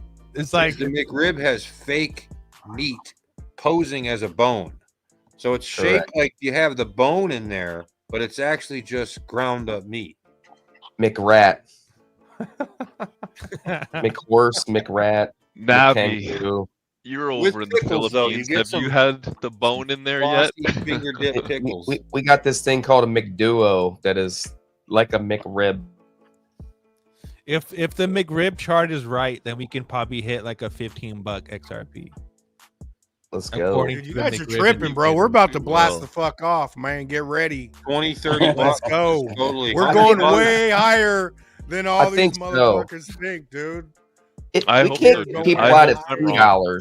$3, right? From 50 cents. You couldn't get 90% of the XRP army out. You couldn't even get them to cash out 10% But of their profits. Not only like in that move, we went from we were chilling like a quarter before they moved. It went to 50 cent like Thanksgiving in 2017.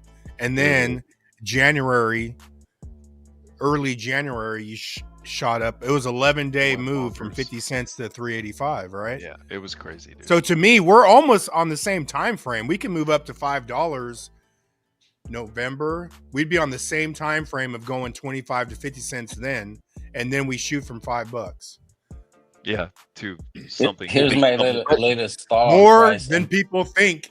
And that at that point, And people will people are FOMO out, in dude. when it's doing You it, get dude. Yep, they're they- FOMOing in, but they're not getting the FOMO in. coins. Yeah. They're not getting the nowhere coins. near the amount, but that's so Yeah, that's what caused and that's me all to they first care buy about. XRP was that initial surge from half a cent as it started raising up to 384.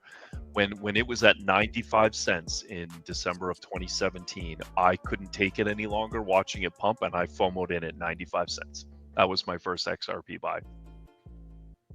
What, like an awful entry. Thought I was a genius when it hit over $3, and then I rode that shit down to 11 cents. David Barron in McRib Trust. Let's go. It's so funny, dude. So that Ripple banking I've license. never had a according- McRib, dude. Ever. I've never ate no fucking McRib, dude. Baby meat. Nerdy I wanna have replies my, back. what is it? McZerp. I don't think I have access to my Instagram anymore, but I put the McRib ad up there like 6-7 years ago. Just the McRib ad. Let's go. They're gonna come out with McRib chart. McDirt, bro. XRP, Okay. XRP, fucking. It's like a sideways looking thing, though. It's up and down, up and down, up and down. Let me share my latest thought experiment in my head about XRP price. Run So I have a friend. He just got into crypto in last January. Solana, Ethereum, but now he's all Bitcoin. And then like when he first got in, he was all like, "Oh, virtuals, AI, all that stuff." Okay, so we're talking about XRP price, and we've heard the likes of what's the name of the black guy who works for XDC? This really sharp. Wednesday, right? He's like XRP can go to $1,000, $100,000, $1 million. It depends on many factors like the liquidity, the value is volume, and the placed on the depth, and so network. on, right? So if let's take the assumption that XRP goes, that we all know that perhaps it goes to $1,000, $10,000, $100,000, $1 million. Nerdy said $32,000. And then we've been talking about the powers that be that want retail to get out, to get our ZERPs at like $5, $10, $20. Well, as adoption is increasing right now, there's more and more people getting into crypto. Maybe not like this month, but like overall, year over year, I would assume. If it only let's say XRP goes to like $15, $50, and then there's a lot of people like my friend who can easily drop a few $100,000 on XRP. So maybe it's foolish for us to assume, for us who bought at 20 cents, 50 cents, under $1, that they're gonna try to shake us out, because maybe they just don't want the next waves to get in. Because there's a lot of people, there's a lot of retail. They don't have to be multimillionaires. They can still drop like $50,000, $100,000, $200,000, like everything that they have in Bitcoin and Solana right now. Like if they see XRP go to $10 and $20 and back down to $12, they might say, "Holy shit!" And then there's all this like YouTube, FOMO, RXR, and all these catalysts. So I was just thinking maybe they're not even gonna kind of bother with like some retracements, and it like Extravod said, like go up and never up, go up and never stop. So maybe we're kind of overthinking it, that like they're gonna try to shake out the people who bought it at 50 cents, because maybe they just don't want people to get in when it's $10. I will say that once we hit $20, I will be very disappointed if I ever see sub $5 again. Like, you know what I mean? Like if we go to $20 and I leave my day job and then we go back to $5, I don't know what I would do. I would probably, G knows what I'm talking about. Dude, I will lose my mind, dude. Oh, it'd be so, I'd throw up. At $20, you take enough to chill out for a couple years. Like you shouldn't have to come right back to work. Just take some stable coins and live off the interest from stable coins. Put it on Uphold and earn some interest, and then all of a sudden Uphold goes belly up and I lose a few $1 million. I mean, that's great. On Dexes. We got. I know we're so jaded from all these experiences, man. What's up, guys? What's up, G? Open up your own toolkit and make your own escrow with your. No, you know what? Uphold got the 6% cash back for the premium card, which you got to pay $100 a year, or 4% for the free card. So you can earn back. You can earn some interest. Yeah, but you're not. I mean, unless you're spending, you're not going to be earning enough. Like I thought about putting some money on Uphold and earning interest off it, like treating them like a bank almost, but it still scares me, dude. Like it does. Yeah, I don't. Uphold is offering 16% on Atom right now. 16%. Yeah, but the last thing you want to do is what, but like on the Cosmos blockchain, you can probably get more than 16. Oh yeah, what Uphold it's like 21% or something. 22. Yeah, 21, 22. But the problem is once we have price appreciation and we have a alt season, cashing out your XRP and your other tokens and then moving them into staking coins that earns yield. The last thing you want to do is do that at the top of a bull run, have a bear market, the value of those coins that you're staking depreciate. You want to stake stable coins, period, and you want to do it hopefully decentralized so that it's safe and not on an exchange. Based off of that, if we're gonna do native staking like on the DEX compared to what the ETFs are, because people are not going to be staking their ETFs obviously and earning yield on their ETFs. What do you think the ratio would be for the ETFs? Because I don't think the ETFs are going to be 1-to-1. I don't think they're going to be one. None of them have been 1-to-1 so far, including the spot Canadian ETFs. If you looked, the one I got my brother-in-law into that opened up, it opened up Canadian at about $9 to $10, and obviously XRP wasn't that high, so even in Canada. So Well, it was think about not it. So 1-to-1. they're able to take that. If you invest in that ETF, now they have that much money to play with, and they know how to work with that as a whale on the blockchain. Mhm. Right. So you're just investing in how they use that particular cryptocurrency to move in and out of different trades. You know, I think the ETPs would be way more bullish because I think the ETPs are 1-to-1. I'm more bullish on the ETPs than I am on the ETFs, to be honest. Yeah. The answer to that Fed master account, it was 120 days, and the last volume 1 application got done, and it says 30 to 90 days. It says late November to early December For the Fed Master for this the year? Fed Master. Yes. That's bullish. I'm waiting for that. The Fed Master is bullish because that's when we're actually using the shit. With Correct. state. That's real on ramps that Yeah. They don't have to wait on a bank to approve. They don't have to wait for a bank to actually give them the okay. They can do exactly what they need to do with institutional money. Check to see if how many of the deals that they've made have been approved, because I know the one that they did most recently, when they were talking at Swell, they said that they're waiting for everything to finalize. Has all their partnerships finalized yet, or they're still waiting for some? Oh, I'll check it out. You gotta close the door, bud. Yeah, close the door. I posted this in the chat, but I think Close the my motherfucking strategy door, is man. going to be super conservative this bull cycle. Like, I'm going to try to hold as much of my XRP as possible, and if possible, leverage it through some of maybe Jake's programs or maybe on Flare. But all my other tokens, 80 to 90% of those, I will sell up to 80 to 90% of those tokens, convert it to RLUSD, cold storage that, and over multiple devices. And when I need money, if I do quit my job, I'll just send a little bit of the RLUSD to an exchange, convert it to US dollars, and spend it. But Okay, I'm gonna wait cool. for the bear market. But I don't want to do anything crazy, dude. In 2018, I lost Bitcoin doing BitConnect.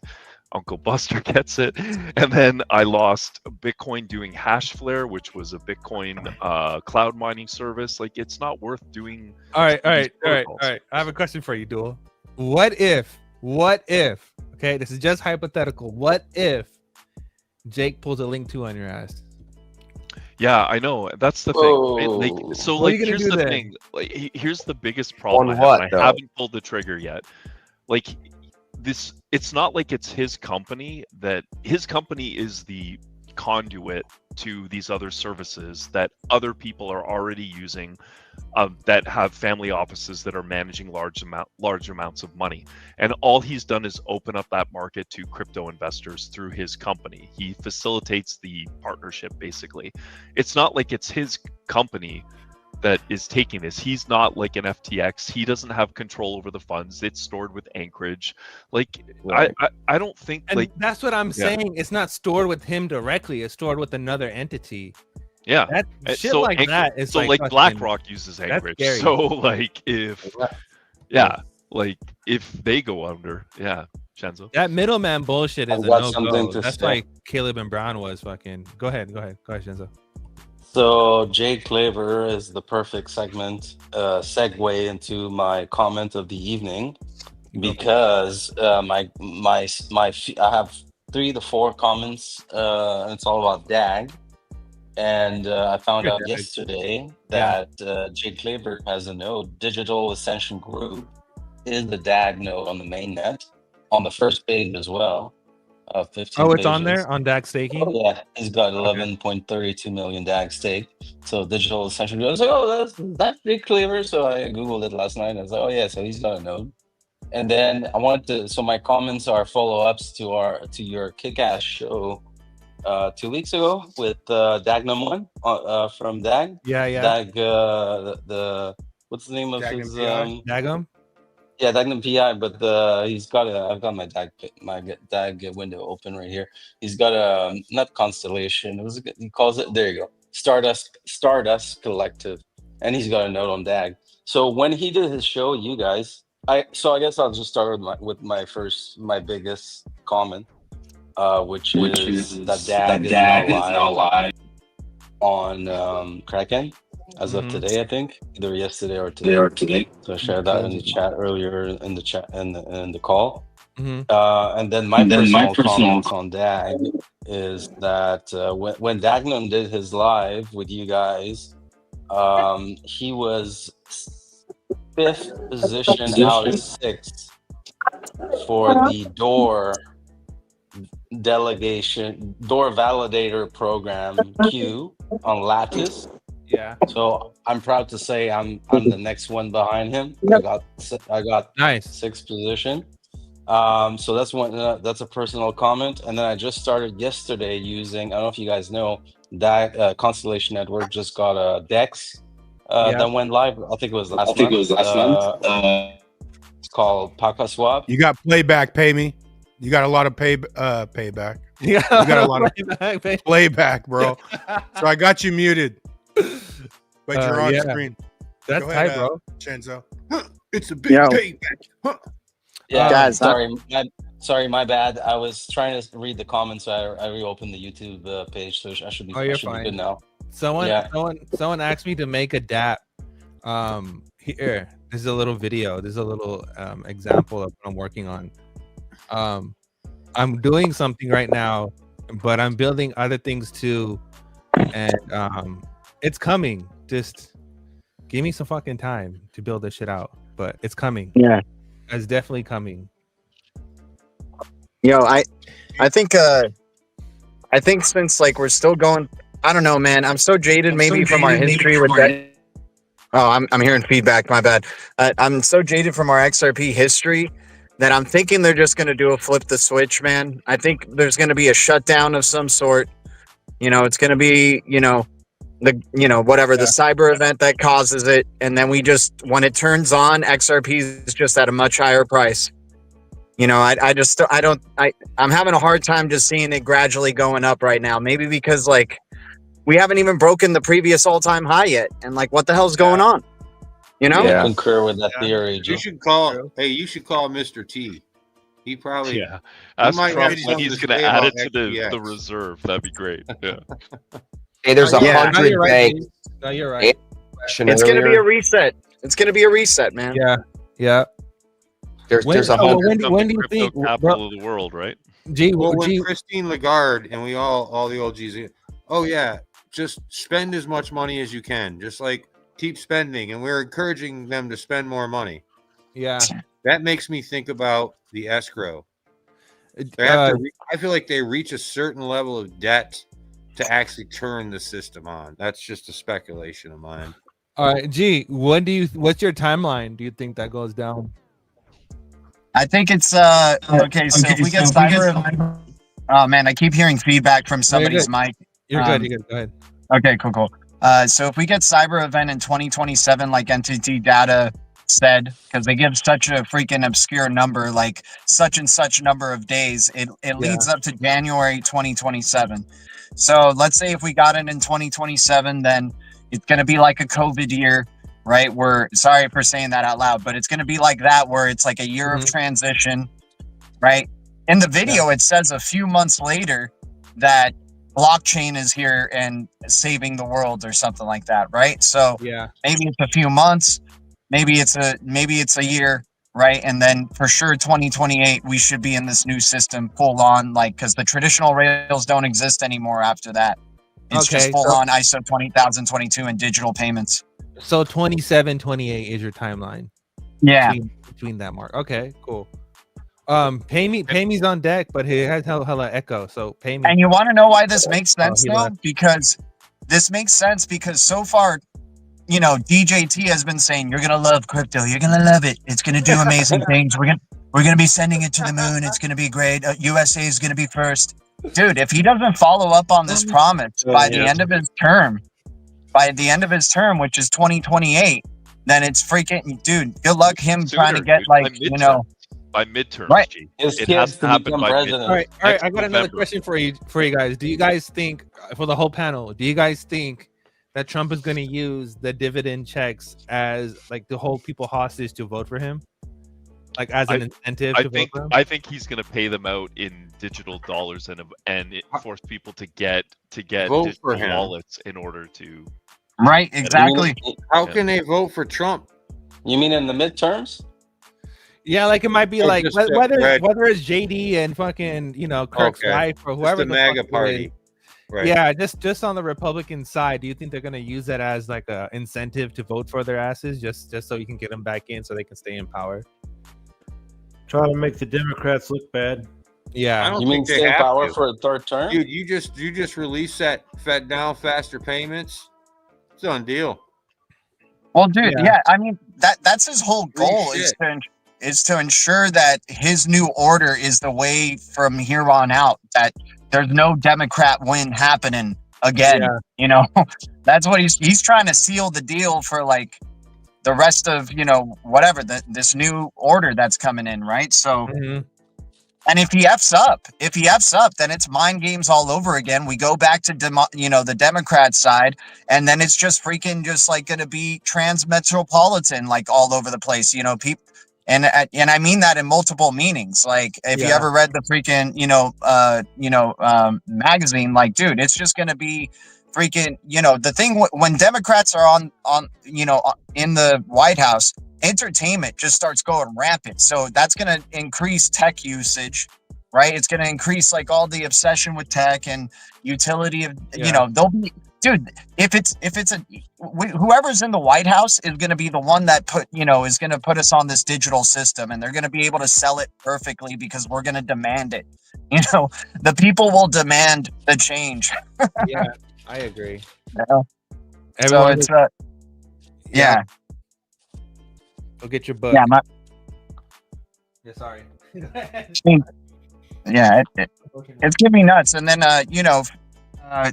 we're there's just still so much that has to go on, and I'm so it sucks because like we've already been in this for so long, but it's like, damn, we're not even in micropayments yet. We're not even in like nanotech, sensors, like micro sensors just floating around in the air type of stuff. When's this crap going to go down? Is this 10 years from now? Like, are we that freaking early? Like, that is absurd. I don't think it's 10 years. I think we only have 24 months left, to be honest with you. I think by 27 this shit is done and sealed. Yeah, because if you go live with ISO 20022, I get it that you're live, and then like people start fudding themselves out of the ISO 20. Like, they're gonna do mind games all over again. They're gonna do a speculative bull cycle. Oh my God, your ISO 22,000 tokens didn't do anything compared to my Trump coin and my celebrity coins. They didn't do any. Like, my memes are making more gains than your ISO cryptos. You guys failed, right? Yeah. And then next, cyber event. And then you freaking have the ISO 20022 rails just full on live, and only the digital currencies that can work on those rails. Hey, G, you care if I shill a coin real quick? Shut up, Dumber. You didn't see nothing. Wait, yeah, go. What are we talking about? What's the coin? We're gonna shill this coin. I love this video. This is kind of old. Oh yeah, the old school flare dude, fine. I remember. It's crazy. Something discovered.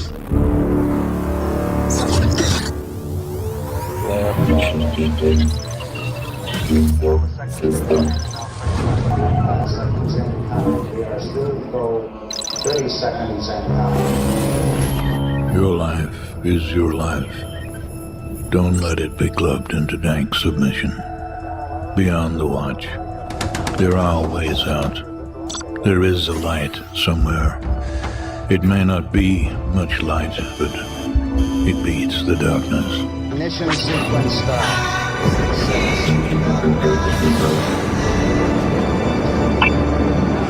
Talk to me about Flare Networks. Flare Networks.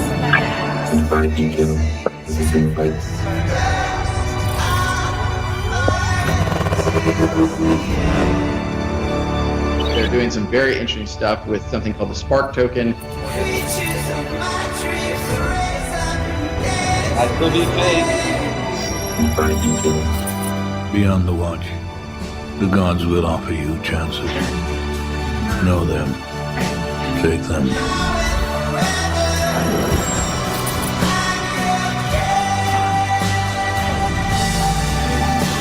Your life is your life.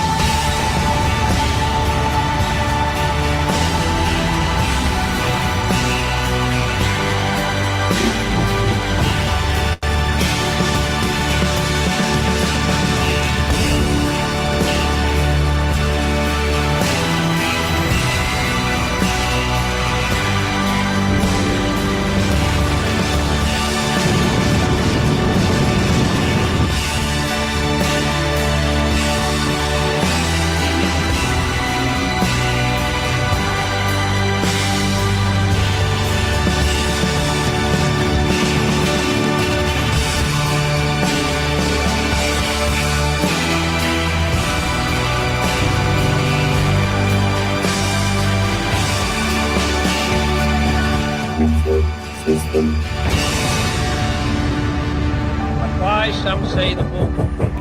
Why choose this as our goal? And they may well ask, why climb the highest mountain? Why 35 years ago fly the Atlantic? We choose to go to the moon in this decade and do the other things, not because they are easy, but because they are hard. Is this just fantasy? Caught in a landslide, escape from reality. Pretty badass, dude. Looks real cool and badass, indeed. Well, the thing about it is Yeah. that's now a no-seas, right? You're fucking badass. The original Flare, but those are actually people, developers building, with real pools and shit. And I learned a lot. I remember Bagman releasing all the videos on Flare Finance. I dabbled in the DeFi there back in the days when I still did DeFi. I was trying to earn as much S-Fin as possible. I mean, go bring up the chart for Oh S-Fin. yeah, the S-Fin. Dude, do you remember what that the price of that was when that It dropped to like $1 million. Dude, It was it's higher than ridiculous. So far, we got 4 pools. You we got could cash out. Bifrost Wallet, What is that? Northco, and Atlas TSO, That's Oracle that. Demon. These are some good numbers. 5 million in one, 4.4, 3.6, 3.8, 4.2. There's some money in these fucking pools. There's I a like lot of money about in them is they're XRP. using Like Ethereum, but $120 it's million. more regulated. Yeah, 16.43 million right now. in There's the no pools. like Ethereum is more like Wild Wild West.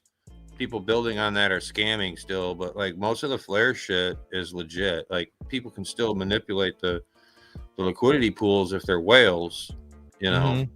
but it's not as scammy as just like Ethereum pools on freaking And Polkadot. the shit, more you know? liquidity that goes in, the less they'll be able to do that. This stuff Yo, takes time to it's- mature. It says 60 million FXRP worth of FXRP right now. I looked into it about a week ago because I was thinking of getting into it. Mhm. And at the same time, I looked at MXRP and then it said that there was the hack on Midias. So I was like, yeah, maybe I'll stay away from the XRP on the EVM side chain for now. Yeah. But one thing that has like piqued my curiosity, that's been something for me for like over a year right now, is I think it was, I don't want to say it was on the Bagman's channel because it's not a positive thing. I don't remember which channel I saw this in because that was about like 2 years ago or so.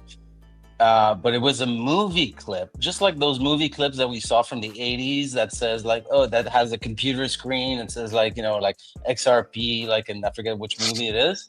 I Yeah. saw on a Banner. YouTube, that's a fact. I don't know what YouTube channel it was on, but I saw a movie clip and it looked like, from what I recall in my brain, that it was like an 80s, 90s movie or something. This kind of like, holy Yeah, shit, Robert it was like Redford. 20 years ago.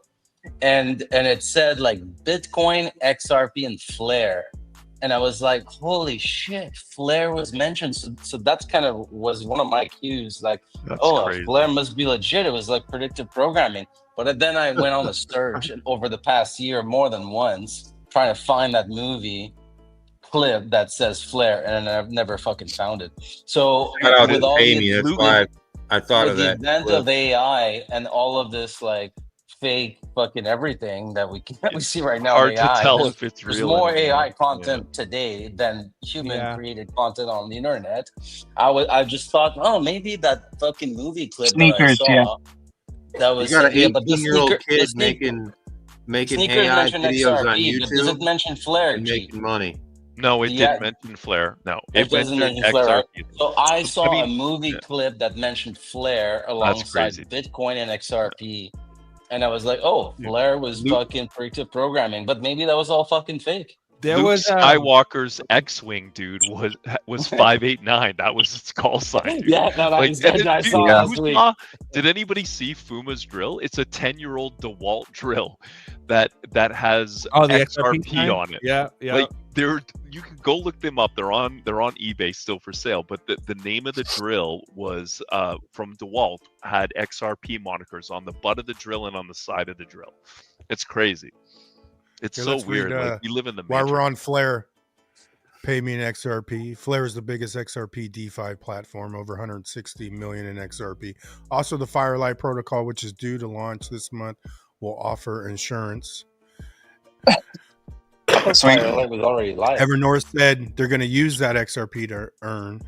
Where do you think they're going to go to do that? Flare is the biggest XRP DeFi ecosystem in existence. You can Isn't tell it he's part of the using top voice 40? to text because it's spelling Flare, F-L-A-I-R.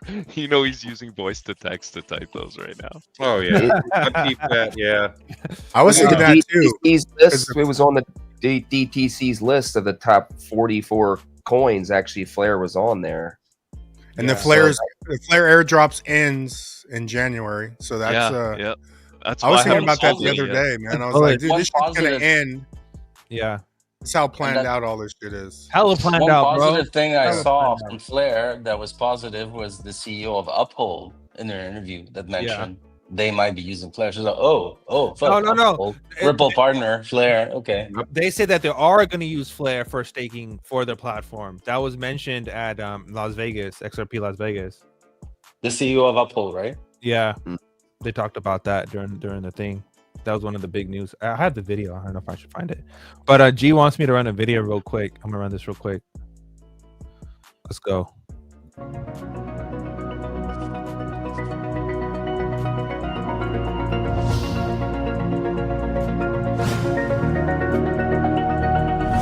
Canvas, Jacob. In order to understand it, you have to be receptive and open-minded. What is this funny little thing? That is a sensor. It's going to change the world. This tiny thing is going to change the world. Well, this tiny thing is not alone. Sensors are the soldiers in the army of the Internet of Things. Each of these tiny aggregators of information has the mission of analyzing a small fragment of the world. The sensors measure temperature, air quality, traffic levels, and 1,000 other things. This is all very interesting, Entity, but what does it have to do with the insurance sector? Everything, Jacob. It has everything to do with it.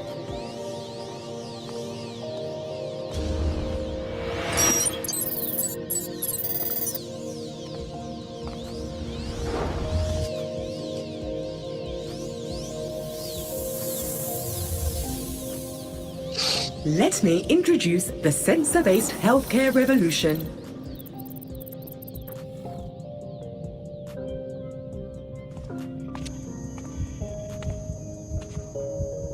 Do you see, Jacob?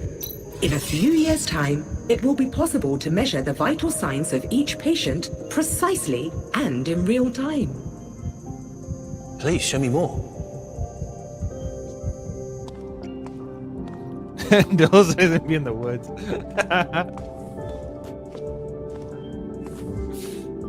From a smart car to a capsule, hundreds of sensors will measure position, speed, engine health, the condition of tires, etc. And all in real time. Don't you think that having this much information could be useful?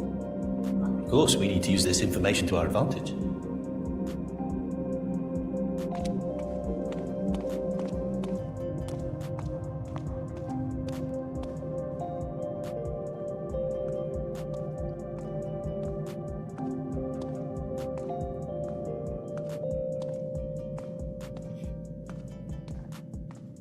They're probably going to use crypto for this show out. Living sounds like one systems of will those be interactive hyper-personalized policies that are capable of adapting to the user's life in real time. A customer's policy will depend on that customer's state of health and their consumer habits.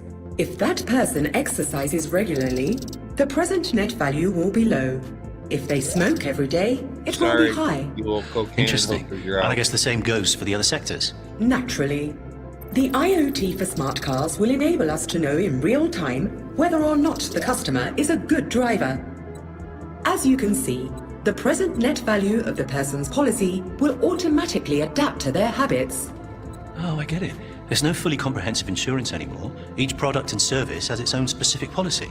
Exactly, Jacob. But try thinking big. Screening data using artificial intelligence will make it possible to create refined patterns as never seen before. Every variable will be taken into account. For example, did you know that children aged between 2 and 5 increase the likelihood of damage to technological products by 35%? So I see. Well, the possibilities are endless. This future seems perfectly suited for my company. Well, Jacob, it is, without doubt, a good future. But listen, you have to be very careful. Entity, what's going on? The hackers are coming. Hackers? In a world where data is everything, computer manipulation and tampering will become the #1 enemy. Cyber fraud will be much more dangerous and unpredictable than the typical fraud seen in the 20th century. Hackers will take advantage of any loophole or gap, no matter how small, to access your company's systems and swipe millions of bitcoins. Something as tiny as the sensor on the rear view mirror of a smart car can offer a way in. Entity, we can't allow this to happen. Those scammers must be stopped. I couldn't agree more. What a cliffhanger, huh? You could stop the video there. Hey, gee, that's interesting because I was thinking about that earlier. You know, with the AI, I was doing a disclaimer for a friend of mine the other day. I think it's Copilot is the new Microsoft 365, and I'm like, have it print out, and then I go to finalize it, and it's making all these misspellings. I'm like, what the heck? I think I rendered like 4 or 5 copies, and I'm like, okay, you change the number here, it would fix it, then it would misspell something, and at the end of it, I got frustrated. I'm like, I'm just gonna do it on Word myself, right? Would have been done like 2 hours sooner, but I'm just messing with AI, and I'm thinking something about it is like, okay, so we're using these AI, it's tool. You still have to proofread it before you use the information. It's going to help you get there, but you still have to proofread it, because at the end of the day, we're the ones liable. The AI, you can't be like, well, the AI messed up. No, you published that, right? Yeah. And I mean, the funny thing is like the beginning of that is like, sensors are amazing, and then in the middle it goes, sensors could be the reason you get all your shit taken from you. It's like, what type of what? You know, then why are we building these things that could get freaking hacked, man? And you it know, made like me think. I'm like watching that. I'm like, did I get hacked? Is it misspelling these words on purpose just to fuck with me? Yeah, you know the good sensors from the bad sensors. Like all these sensors floating around, who's who? Right? Yeah, exactly. Right. I think it's funny how like there's an interview where Brad is talking to somebody and he says that 45% of transactions on the XRP ledger will be like from machines. Right. So we're going to the machine economy. That's what I'm saying. Like a lot of this price action and a lot of these evaluations that we're trying to plan out, I don't even think that depends on humans. I think it depends on products like, you know, ETPs, maybe ETFs, and then escrow, and then, you know, AI, the whole AI revolution stuff. Yeah. I mean, dude, Chris Larson back in 2014, we were talking about freaking Ripple, right? He was talking about machine-to-machine payments and AI and them collaborating with IBM about AI payments. People keep thinking XRP can't do AI to AI payments. Why do you think they freaking thought about micropayments first? Out of all the other cryptos, they're like, dude, we need to get ready for this freaking AI machine-to-machine payments, right? Yeah. Like, dude, they're part of the hive mind. Chris Larson is part of that club. 100%. He's in that club. 100%. Yeah. We got Yeah, like I've got a comment on your video, yeah. which is very, very timely because I forget exactly what it said, but it was essentially about reading like human vitals, right? Like something, I Right. don't know. Yeah. So let's say about a year ago or so, I watched on a YouTube channel that I watched that covers crypto about the AirPods reading brainwaves, right? Yeah, that's a And new about patent. Yep. and I was gonna Yep. thanks Nerdy for chipping in because I was gonna start by asking you what your thoughts are on this. No, that's a real patent. Yep, they're really And then doing like that. a week ago, I saw it again, Yep. and it was late at night. I was in my bed next to my wife. I googled it, found a few articles about it, just a few articles that mention it is kind of enough for me to say. And then there's a patent, and so I tell my wife that because. Ironically, I live in Peru and fucking everything's loud. There's roosters, like there's no zoning, so people like play their music. So I sleep with my AirPod Pro 2 noise canceling. Like I have them on like most of my 24 hours. And so it's ironic that I'm doing it, but that they can read your brain waves. And I say that to my wife, and she's like, "Oh, that's just conspiracy theory." Blah, blah, blah. And dude, Oh yeah. You want to an know what's hour not ago- conspiracy? Hold on. I'm Yeah. done. An Sorry, hour sorry. ago, I finished my day. I come back from the dentist. That's why I'm speaking weirdly right now. I go to the mall. I go to the grocery store. I fucking come out. It's not an Apple shop, but it's the Peru, like where it's called like the iMac or something shop. And the big sign, I took a picture and I sent it to my wife. It says the new AirPods, which ironically, sadly, I didn't want to get because they probably have a better sound canceling technology. The AirPod Pro 3 or 3 Pro can read your cardiac rhythm. So it's right there in an ad on a wall in a mall in Peru next to where I'm staying. So I messaged my wife, "Hey, do you still think that if it can read your cardiac rhythm, that it can't read your brain waves? Do you still think it's conspiracy?" And then the theory is that if it can read it, it can program it. Yeah, and dude, people are already test bunnies with the Apple Watches that can read your heart rate and stuff and your vitals. Like that thing's just gonna get smaller and smaller, that it becomes small little sensors, and you're just walking around trusting. Dude, this whole future is freaking frightening as hell because the naughty I don't and even want to nice speak on that, G, but you're 100% right, and I have real life proof. the naughty and nice list is gonna be a reality, guys. But you are gonna be corrected. Psychologists are using that Apple Watch to do studies now. This is You'll be the just really quick. Just really quick. Let me finish. You're going to be corrected by AI on everything you do. You're going to be judged by the AI for everything you do. They already said, "Oh, judging by how you drive, you don't deserve this type of car or a loan for a vehicle.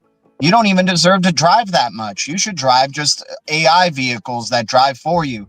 You know, they're going to think the AI is going to think it knows everything for you and then limit your living quality based on like the type of person that you are, right? Oh, if you smoke too much, sorry, we can't give you a good enough rate. You're going to be on the lower level of the end. Oh, if you're healthy though, you're going to get like, you know, rewarded, right? The naughty and nice list. There's no in between anymore. There's no gray area, 100%. you know? This is the patent, biosignal sensing device using dynamic selection of electrodes. A wearable electronic device includes a housing, an electrode carrier attached to a housing that has a non-polar surface. The wearable electronic device includes a set of electrodes, including electrode positioned at a different location of the non-polar surface. The electrode includes a sensor circuit and switching circuit. The switching circuit is operable to electronic connect a number of blah, blah, blah. So here's what it looked like. So you have this, so you have the sensors right there. The sensors are within the air tips. And then boom, you have 3 strips and the sensors are right there. And then you tap it, you access it, there's a controller. So yeah, this is real shit. This is not like some hocus Back pocus up to that bullshit. first pick, Nerdy. Was that 440 hertz?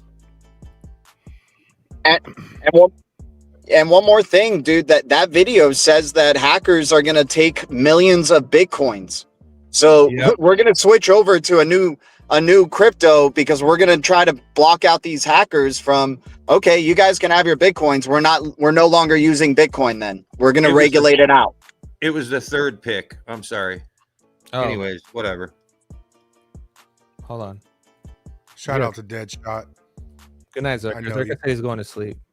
Hey, can we get if Adam's bullish, man? Let's let Yeah. Adam speak, and I What want to you hear got, some Adam? fucking bullishness. Adam. Is he back? I think he's gone. No, he's there. Adam. Yeah, can you hear me? Yeah, yep. Go Yeah. ahead. What up, pimp? What's going on, guys? Come out of hiding. Let's run it. What up, Adam?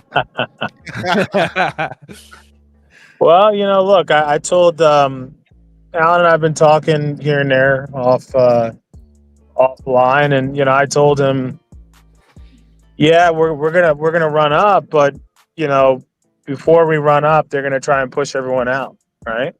So that's what we're seeing right now. That's why you keep seeing suppression on price, especially with the whole ETF play. And this is what I try and educate people on, right? Because, people think just because of logic, a market's going to work a certain way. But in all reality, it doesn't mean necessarily that it will work that way, right? So we're all looking at right now with the SEC being on our side, case law on our side, ETFs are about to pop off. We see MasterCard is now in an agreement. All these different organizations are in agreement with Ripple, and ISO 222 compliance is going to come to completion in November or the end of November. But with all the XRP that's in escrow that's being held by, we don't know who, because there's all these back end and backdoor relationships that are going on. Let's say, example, SBI Group and Rothschild's family, and how they hold so much of a percentage of SBI. And then people are like, oh, the Rothschilds don't own it. Yeah, blah, blah, blah, blah. But that they own like 33% of, SBI Group. And then, okay, so now you have all these other big banking corporations that are coming into play that are going to be using the ISO 222 network, and they're going to want to hold XRP. They're going to want to own XLM and all these other major assets that are really controlling the market. Okay, well, we didn't buy in when we were supposed to, so how are we going to buy in now? So anyone have the answer as to what you think, what the buy-in strategy is going to be? They're going to crash price. They're going to. I say we're going to wick all the way down to 197 or 187 is my price. I mean, that's a good buying entry. $2 versus almost $3 will probably push up to is half the price. That's double the amount of XRP that these institutions can get. I mean, that's just what I'm seeing. But was that the question? Anybody else got a comment about it? Adam, was that the question? No, that wasn't the question, but that's okay, right. Alan, you didn't give a bad answer. I mean, but that wasn't the actual question. So we have all these ETFs that are rolling out. ETFs do what? They crowdfund, right? So when you go and you buy an option on the banking sector and you're buying digital gold, the actual provider is buying what? Physical gold, right? Yeah. So all you're doing is crowdfunding the bank to buy the actual asset. The same thing's happening right now with the ETFs. They're using the pension funds, they're using 401ks, they're using the general investor that's going to buy in through a stock option or an ETF, which is grandma and grandpa or mom and dad, who are the baby boomers that, have a little money on the side through their 401k, through their, their pension fund, or maybe the stock market, stocks and bonds that they hold, or CDs, and they might cash out through Franklin Templeton or Linktree or Fidelity or Charles Schwab. Yeah. And then what they're going to do is they're going to buy that through an ETF, and they're going to say, hey, son, I own XRP now. I got an ETF. And it's like, no, Dad, you messed up. You're not holding the actual asset. Charles Schwab holds the XRP now. These major institutions hold the XRP. But while they're doing all of that through the ETF, are they going to want to buy these assets that they missed out on at $3? What do you think? What is your price prediction from now until next year, going in like November 22nd to 22nd November? Well, I think by I 26 November, I think we're going to be at a ridiculous price. I think everything that we see now that we're all thinking should have happened last year and now, right? Where it all just makes sense because of all the information's out there. I think the prices that we're expecting are going to be parlayed until next year at some point. And the reason why is I think they want to exhaust people out of their investments. So what's your price wise? What do you think? Or they're going to pay you. I think we're going to see $5-10. Yeah, I think we're going to see a decent amount in that aspect. Okay. Right? How soon do you think $5-10? Do you think first quarter, second quarter, third quarter, fourth quarter? I think we might see that before Christmas of this year. Oh, what I was thinking. okay. Yeah, I see us going down and then having a rapid up launch to that price point, but then being capped like how we've been capped at $3 for a while, and then it's going to be stagnation again, and people are going to be wondering what's going on until around March. What do you think the low is, though, Adam? I don't know. I don't know what the bottom is. We've seen so many things. It's such an odd market, right? Yeah. When we saw the wick when the whole market got pulled out, when Trump and Binance did the whole rug pull on the market, and XRP went all the way down to 50 cents on certain exchanges. The last couple months. What? Was that the last couple months? We just had this just happened not even last month. This was with Binance. Okay, I thought I was on what was it, Bittrue's chart, and it went to $1.50. I didn't see it go. It went below 50. It went below that on certain exchanges out there. I heard it went somewhere to 49 cents. Wow. For XRP. So if you put the buy order on it, you could have captured it. If you that's an important exchange to pay attention then to. Yeah. But and then all this was pure manipulation, right? So what could happen? We don't know. You have certain things that are now in this environment that weren't in this environment prior, right? So, and this is what I was telling, I have conversations with Sipe and other people offline, and he's a very good trader. He's really knowledgeable. But I told him this a long time ago. I said, I don't care how good of a trader you are, your trading limitations are going to come to effect once Aladdin's open into this environment. And trading's not relevant in such a young market that is just pennies. Trading becomes relevant when it becomes predictable, right? When there's much like stocks in a way. There's a rhythm to stocks that it's easier to trade on than it is digital assets. Well, especially with only $3 trillion in the market, dude. The fluctuations and the mind games, they could do whatever they want. Great point. Well, it acts exactly. But what I'm going to say is this: think about this. This whole market's going to be mature once laws put into place, right? And regulations are laid out, and we already see that right now because it's being proposed within the bill, right? Yep. But once this does become a mature market, we've never seen a mature market like this before. A market that trades 24/7, 365. When you have an algorithmic AI, artificial bot like Aladdin running free, doing transactions at a millisecond, where it can manipulate the market at a fraction, depending on, like you guys were just talking about, AirPods that could listen to your mental cognition. Imagine if it was able to pull on everyone's impulse and how it's looking at the fear and greed factor, how it's looking at the bullish factor, how it's looking at trades that are put in on exchanges or on trading platforms, and then trade against people that are out there, right? So that's why you've always heard the people that are really running the ship, the Riddlers and all these other less than 1%, tell you just hodl, right? Because unless you are, running an investment or a trade with your lunch money and not your long-term bag, you really are risking so much at this point. People are going to be trying to get in. And it's funny. Okay. Like, even if the market does come down, people say like, oh, well, I'm just going to buy in. What if you can't? What if the exchanges are offline? Or what if they say, just like right now with digital ID in Europe right now, the most you could hold is around $30,000 in your account.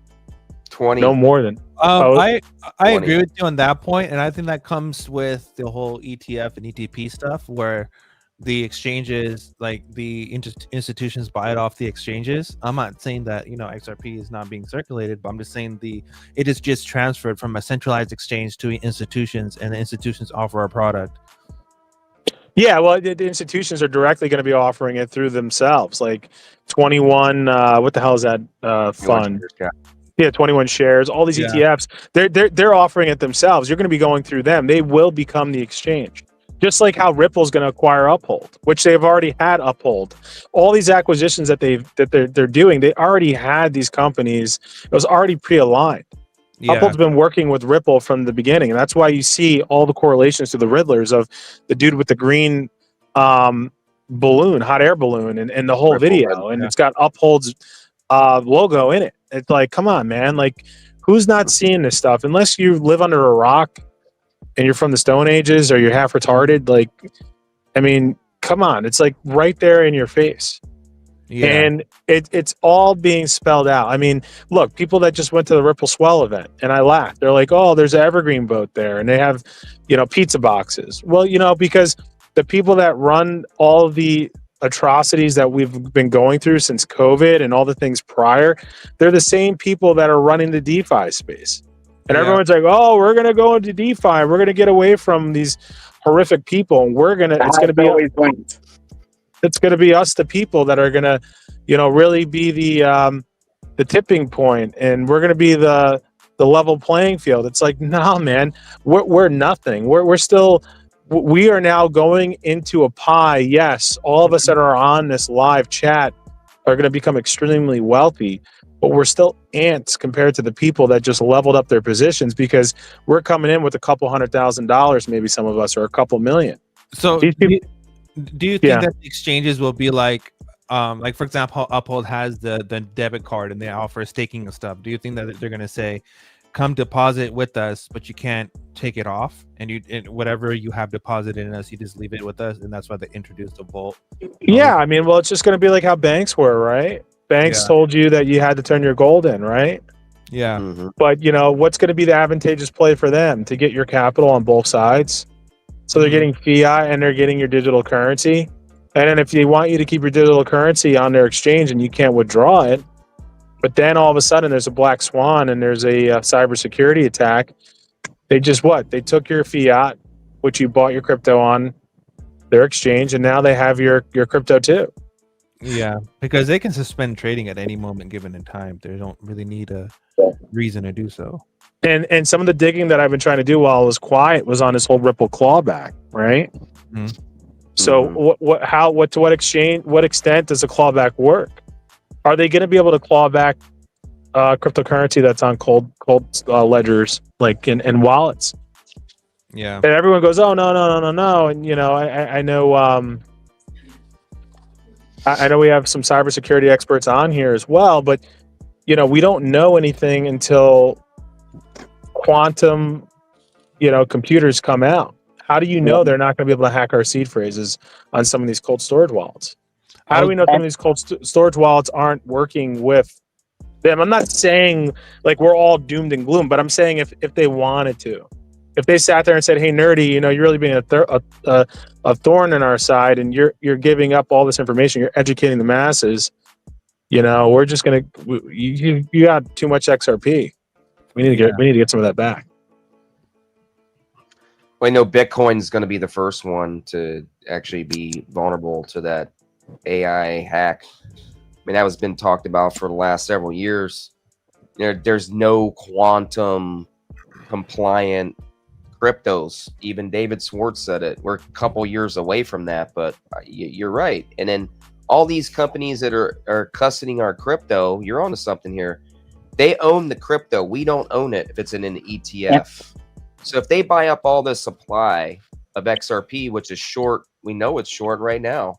If they buy up all the supply, the only way you're going to be able to get XRP and make money is through an ETF, but you don't own it. So if there is a quantum hack on one of these major institutions that are holding these ETFs, you lost it. There's no way to get it back. Absolutely no way. One really quick thing, and I got to bounce though, but an interesting thing that might have been a test with Uphold in the past was the Coil interledger payments that you were able to stream to your Uphold, right? So interledger protocol, we can never forget about interledger protocol and their role in this whole scheme of the internet of payments and what's going to be going down with that.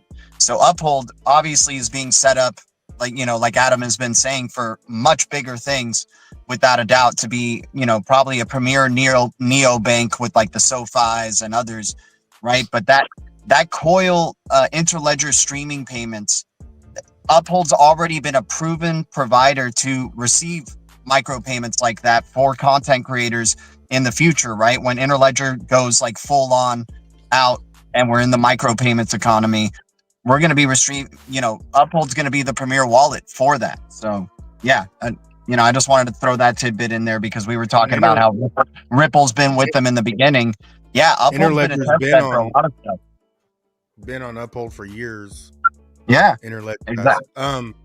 But what would be the purpose, Adam, if you thought like I mean, I could see you be worried about, you know, a black swan event, but why, when they're ready to implement in like a year or two, why would you crush the trust of the system you want to implement? I don't think they're gonna. I think what's gonna happen, and excuse me for the background noise. You have, okay. This isn't just about trust. This is about control, right? These are control mechanisms. We all know XRP in these digital assets, XLM, XDC, HBAR, Quant, XPR. These are all ways out of the matrix. They don't want everyone out of the matrix. Even us, even though we're like the 1%, if we're holding big bags, and, you know, we look at big bags maybe being like 10,000 XRP, maybe, you know, depending on where you stand, 20,000, maybe 100,000. To them, you know, a big bag for someone to hold might be 1,000 XRP. Yeah. Right? Because yeah, I mean, maturization of XRP, and I've told you guys this millions of times in the past, is that XRP is going to be equated to $1 million. It has to be one XRP, because you have 1 million drops, and people are only going off of the current financial system, right? So on the current financial system, you have $5 quadrillion worth of value. But people keep forgetting that the economy is going to explode because you have over 80% of the human population isn't on the fiat banking system. It's not on the banking system whatsoever. When they merge everyone over into this new banking system and they add all these people, this entire population onto the banking system, you're now taking $5 quadrillion and you're bringing it to somewhere around 20 to 30 quadrillion, right? So on that note, onboarding people, do you think that the $2,000 dividend is part of that whole plan? $2,000 dividend, and as to what? To onboard people into this digital banking system. If they were to say, in order to receive your funds, download this wallet, and then we'll send them your funds to Only if they say that, nerdy. If it's just a check. Well, I mean, okay, we could go and look at, so like the family office that I consult, you know, I had them invest a certain way into certain currencies. So like right now, you look at certain currencies that are out there, certain countries. Iraq is on the verge of uploading everyone into the quantum QFS system, right? They're already there. Actually, today was a big day in Iraq because they had their election for the new president. everything is going digital. So all of their citizens had to take screenshots of their faces. They had to upload their retinal identity. They had to do fingerprints, oral swabs to be allowed to partake in the new financial system. So you already have countries that are mandating this, right? Yeah. So it's going to be in a sense that you are looking at like, oh, you know, if you want to have cryptocurrency or this and that, it's not going to be like that. It's going to be like, hey, look, your currency's at 0.00076 compared to the US dollar. It's worth shit right now. Yeah. Do you want to be a part of the new banking system where your currency is now going to be uploaded and it's going to be around $3 and change to every US dollar? Well, if you want that, you want financial freedom, you're going to partake into our new system. So do this. Or don't and get left behind. Right? Yeah. I have a question, Adam. You can barely hear you, bro. Oh, Can sorry. you hear me or No. No. E4. Oh, hold on, sorry. All right. Well, E4 does that. So this was an article someone brought up of Bitcoin collapse in 2027. In 2 years, quantum computers could hack any wallet. Hackers will drain trillions in BTC and ETH in stables.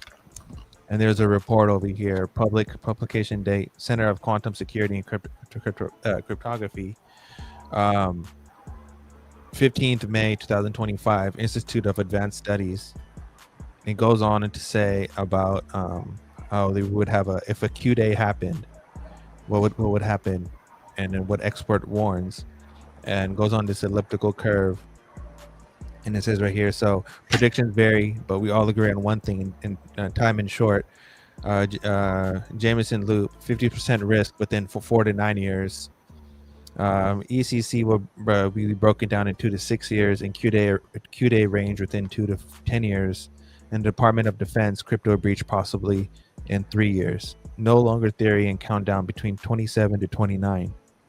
Then it goes around the qubits, because I know IBM is working on theirs and they're almost ready to be able to. Oh yeah, I saw the qubit guys at I forget which conference just recently.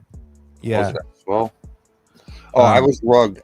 Real quick though. Yeah, go ahead. Adam, is it relative though? Because I used to think that too about like banking the unbanked, right?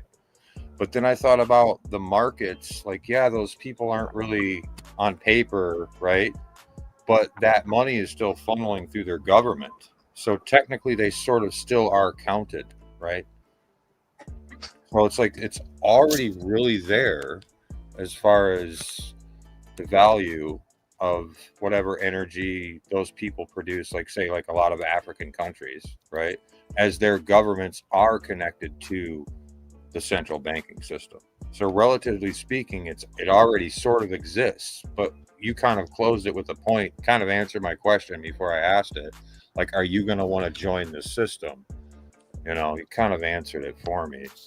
Well, I mean, and then, yeah, I mean, but think about this, okay? In Africa, how many people do you think have bank accounts? Okay, but if you were living in the bush and all you know is goats and yams and dirt roads and there's nothing there, then all of a sudden you get a care package from the sky like they've always done from UNICEF and the UN and all these foreign agencies, and instead of having rice and beans that they never ate because it's GMOs and all this crap, but there's cell phones in there and there's solar panels for you to charge your phones, and they say, hey, look, you've always tried to give us gold door out of the ground, which are gold nuggets, and you bring it to a gold smuggler and he'd give you a fucking $5 bill for, 60 ounces of gold. When you look at the real value, it's going for what? It's going to be $4,000 an ounce. All right, but they're getting a $5 bill US. Then they can go buy a kilo of rice and beans for their family. But now they have access to the actual banking system everyone else uses because they have a cell phone. And they're going to get a line of credit of, let's say, $10,000 to $20,000 US, or whatever the world reserve currency is going to be once the switch happens. But do you think that would be relative to their individual state? Was my well, point. yeah, because each country is going to have its own CBDC. Right. Well, So it's gonna be it's kind of like they're unbanked. They're sort of already kind of banked in to their, depending on what state they live in. Yeah, but okay, in Africa, I don't know how many people here have actually been to Africa, so it's hard to say, right? But people are going to understand this. But there's a lot of places in Africa that are still undeveloped, right? China's been going in there big time and making roads and trying to join people through development by creating power grids and things like that. But there's still so many people that don't have access to roads, bridges, and transportation. How are you going to get all those people online onto a new system? You can't, think about it. Like you and I, people who live here in the United States, you want to go to your local bank. Well, there's a branch, or at least a few branches in your zip code, right?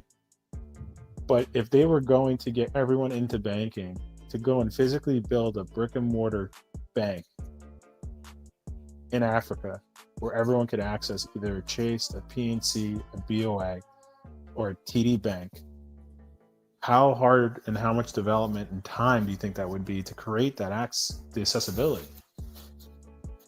And then now think about that in Indonesia and India. And then now think about that in South America. It would be virtually impossible to get everyone ramped onto the new financial system within the next century, because it would take you almost a century to build out that infrastructure. But they're technically already they're basically already there already. America's just last because they already have all these digital rails and everyone's already using. Yeah. Exactly. And what I'm saying is they had to do it this way because the other way, the brick and mortar way, is just impossible. So everyone's being uploaded onto this new banking system that never had bank accounts prior. So I'm saying we're going from, and this goes back to my previous explanation as to where XRP gets its value. You're going to $1 million per XRP because you're bringing on 80% of the population into the banking system.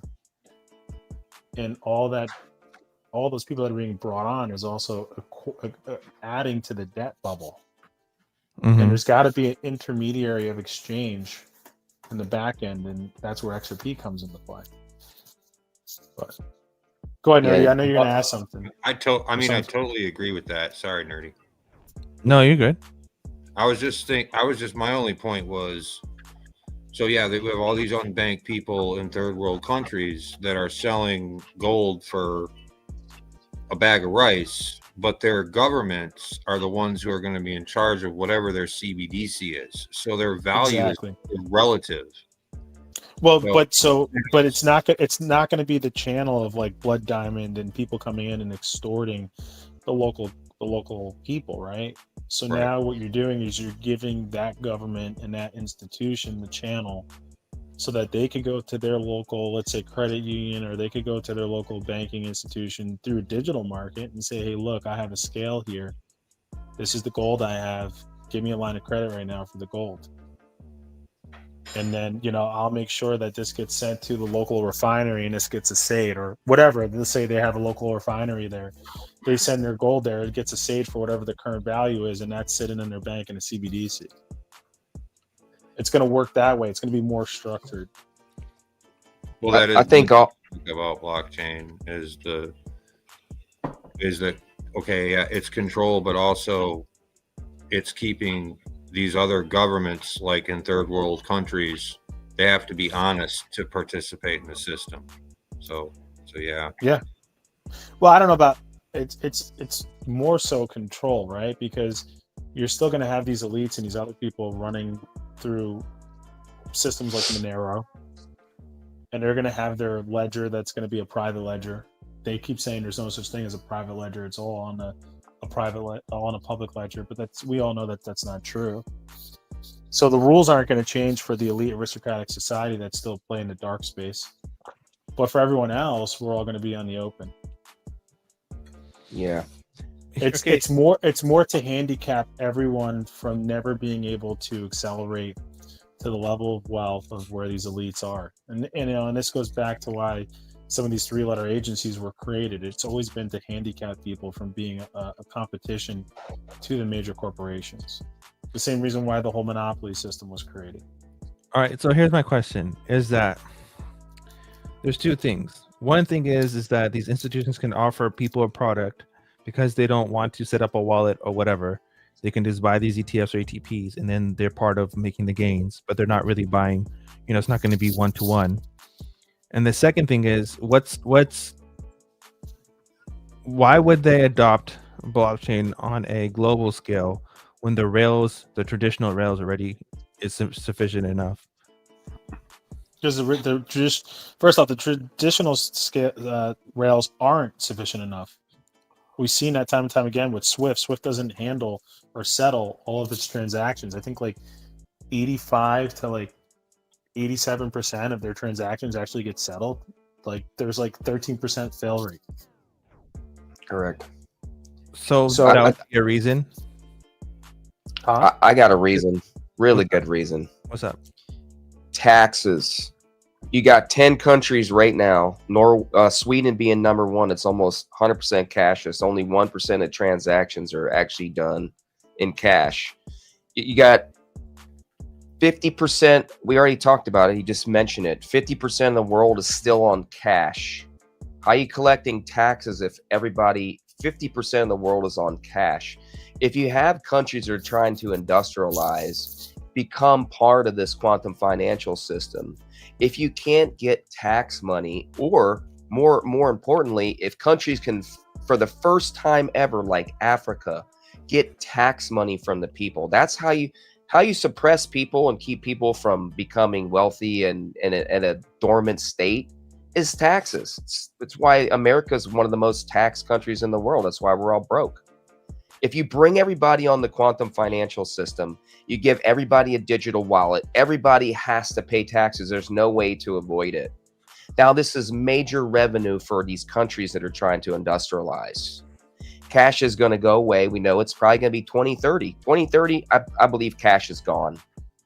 Elon Musk and the Starlink. BIS reports say 2045, but you're probably right. It's going to be sooner.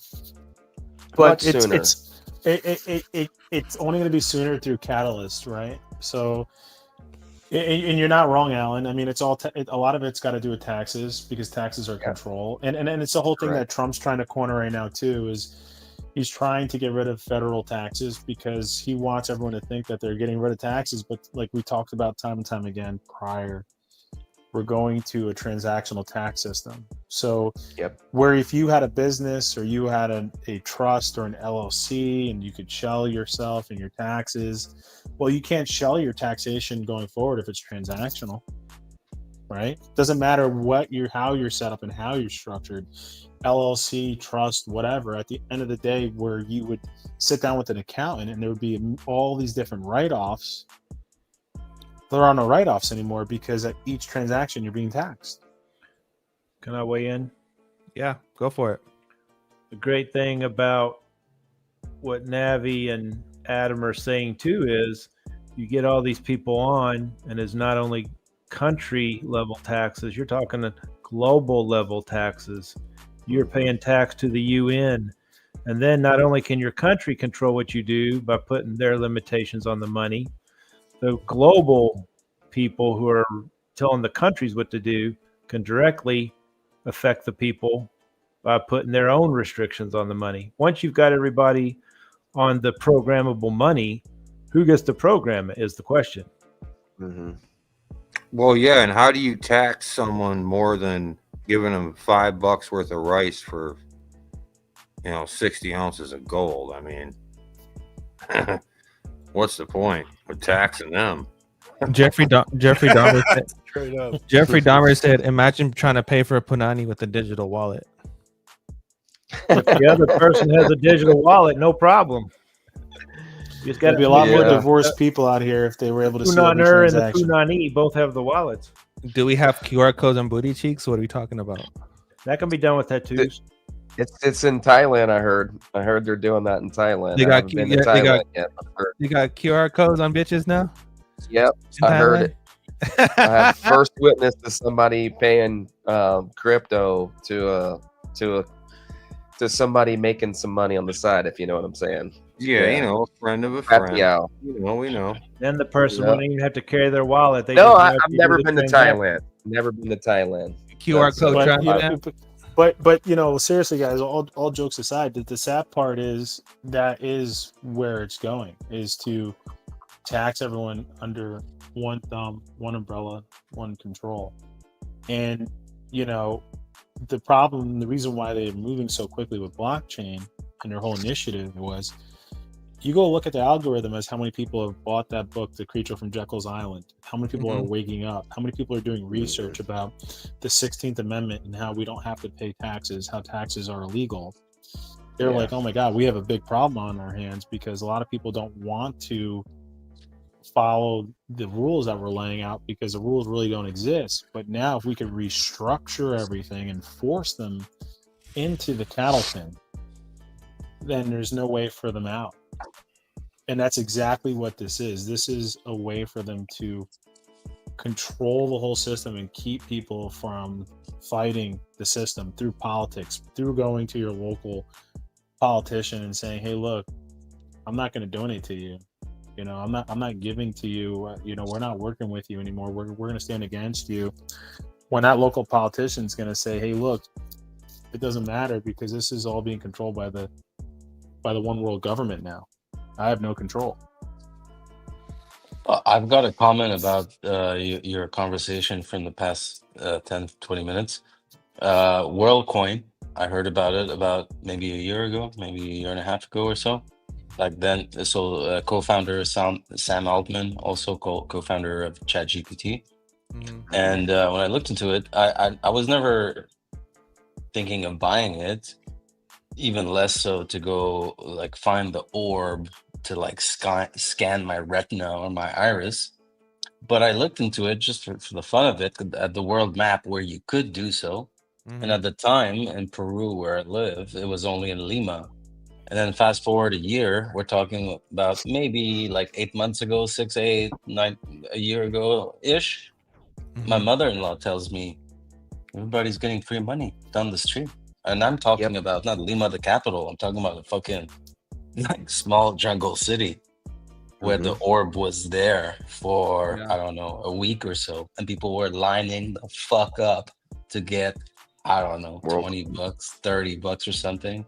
So I looked into it. So it doesn't matter the amount they got, right? It was something very small. So if they're going through all the trouble of like setting up these orbs all over in poor countries where people are gonna make lines to get $20, then you know, I don't think many people watching this would like go wait for like an hour or two to get $20, like scanning their retina. So I Googled it when she sent, because she sent me a link. My mother-in-law sent me like a WhatsApp, like, oh yeah, like, people are like getting free money on crypto, because she knows I like crypto. Yeah. And then I researched it, and it was basically like some of the commentators in Peru were saying like against it, that people were like slaving their future away by giving their retina to a corporation, essentially. Yeah, because the problem with all this too, and this is what people don't realize, is once you give your DNA away, once you give your fingerprints away, once you give your retinal away, and let's say it's hacked and it's on the open web, you're never getting that back. That information can't be changed. It's not like a regular passcode, like a username or a password, right? That, hey, well, okay, well, it got out on the open web. That's completely fine. I'll just recreate a new username and a new password. Yeah. You only have one retinal. You only have one, fingerprint. You only have one DNA. So once that's out there and it gets hacked and it gets compromised and that information's someone else's, well, it's gone forever. Yeah, but most of us have already done that by KYCing on any exchange in the last few years. I mean, that's you didn't give your retinal away. You didn't give your you do a facial scan. The iPhone face scan that we probably most of us use for many different apps. You know, it's just like the little circle and it scans your face. That shit's apparently taking a picture of you almost every day.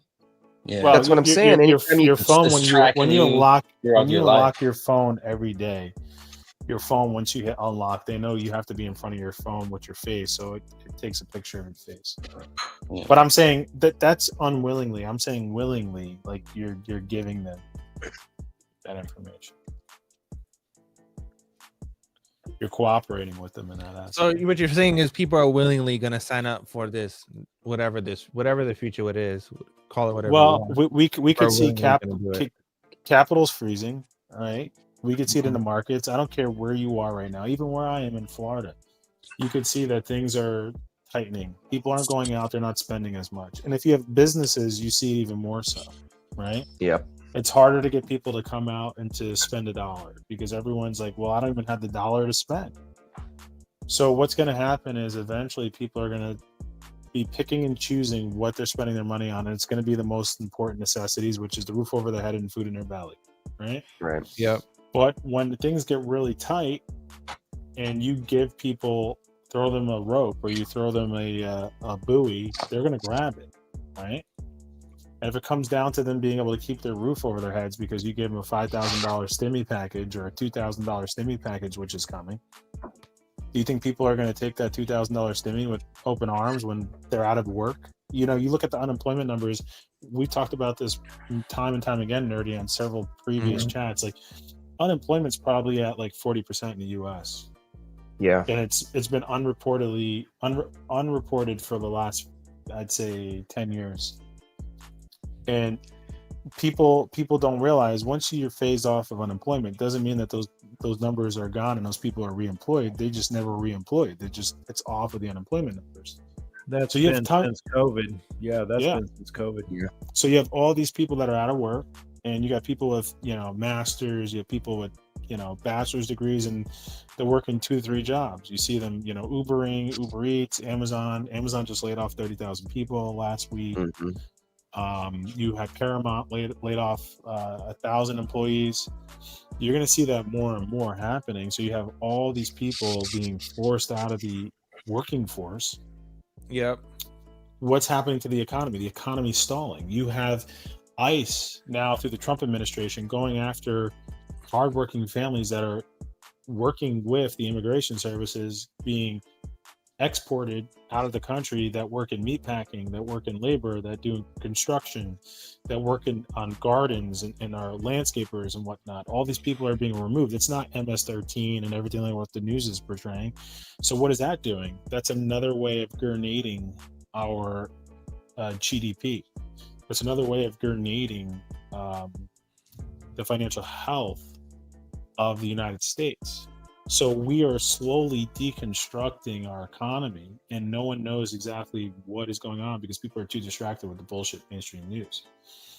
And what's happening is we are running, like the train's running off the tracks. We are running off the tracks into the Great Depression, and they're going to they're suffocating everyone silently because people don't even know why the money's not going as far. They don't have jobs, and everyone's being in a disillusioned state right now. And the band-aid's going to be ripped off probably by Q2 of next year.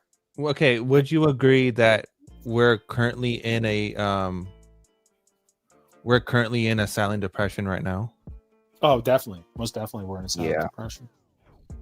And it's going to escalate come the middle to end of next year is when I see all hell breaking loose. And then I see everything really blowing up before Christmas of next year. I think Christmas of next year is going to be a Christmas that we'll never forget. Nice. So this is inevitable, technically. So you have the digital wallets and everything that's been issued from the Palmer's company, was Andrew. He has border security. Then you have Palantir. Then you have them creating the digital wallets for immigration. And then you have people who are probably gonna don't forget about Accenture. Accenture is working. You have Accenture too. And then you have basically a forced migration onto this via famine, and getting people to say, hey, if you want your EBT or whatever, download this app, because they already have an app. They have like an app by FIS, right? So you have an FIS app, and they already know that they're working with Ripple too. So you have an app. Oh, I was trying to get in with FIS. They're over here in Jacksonville because they're one of the main hubs that's running everything. Is right here in Jacksonville, Florida.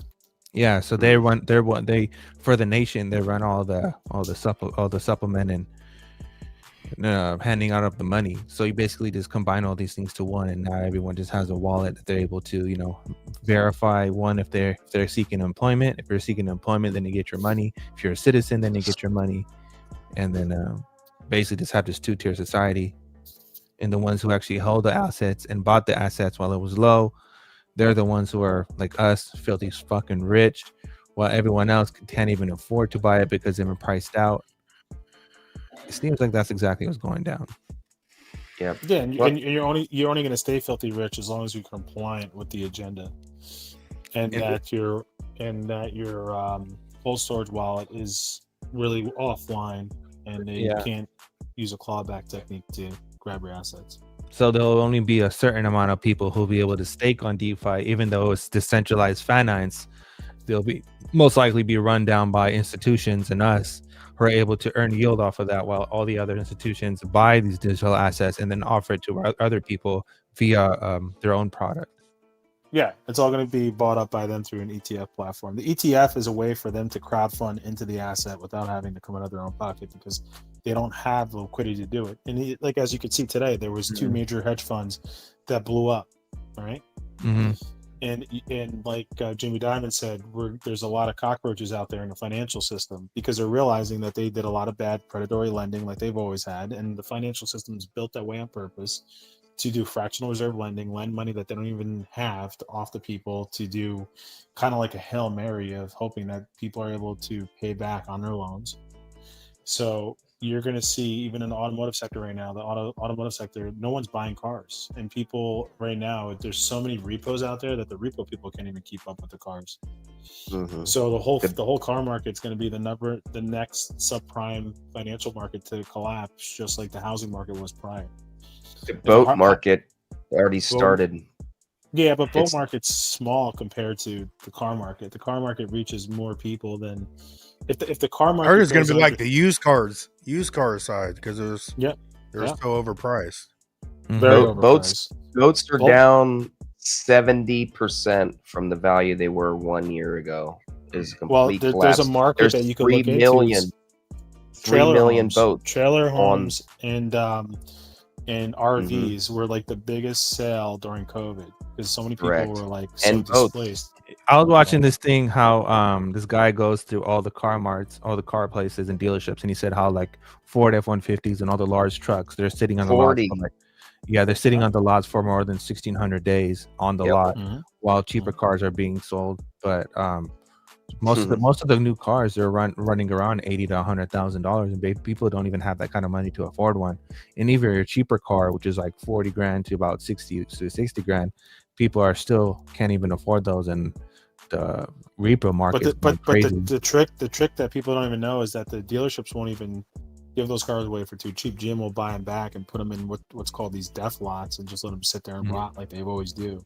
This is the same old game the coal companies used to do. They would give you money and then charge you more to live, and you had to buy it through their store. It's an old game. Well, yeah, you guys could look at there was a company called IT&T. IT&T was out of the tri-state area.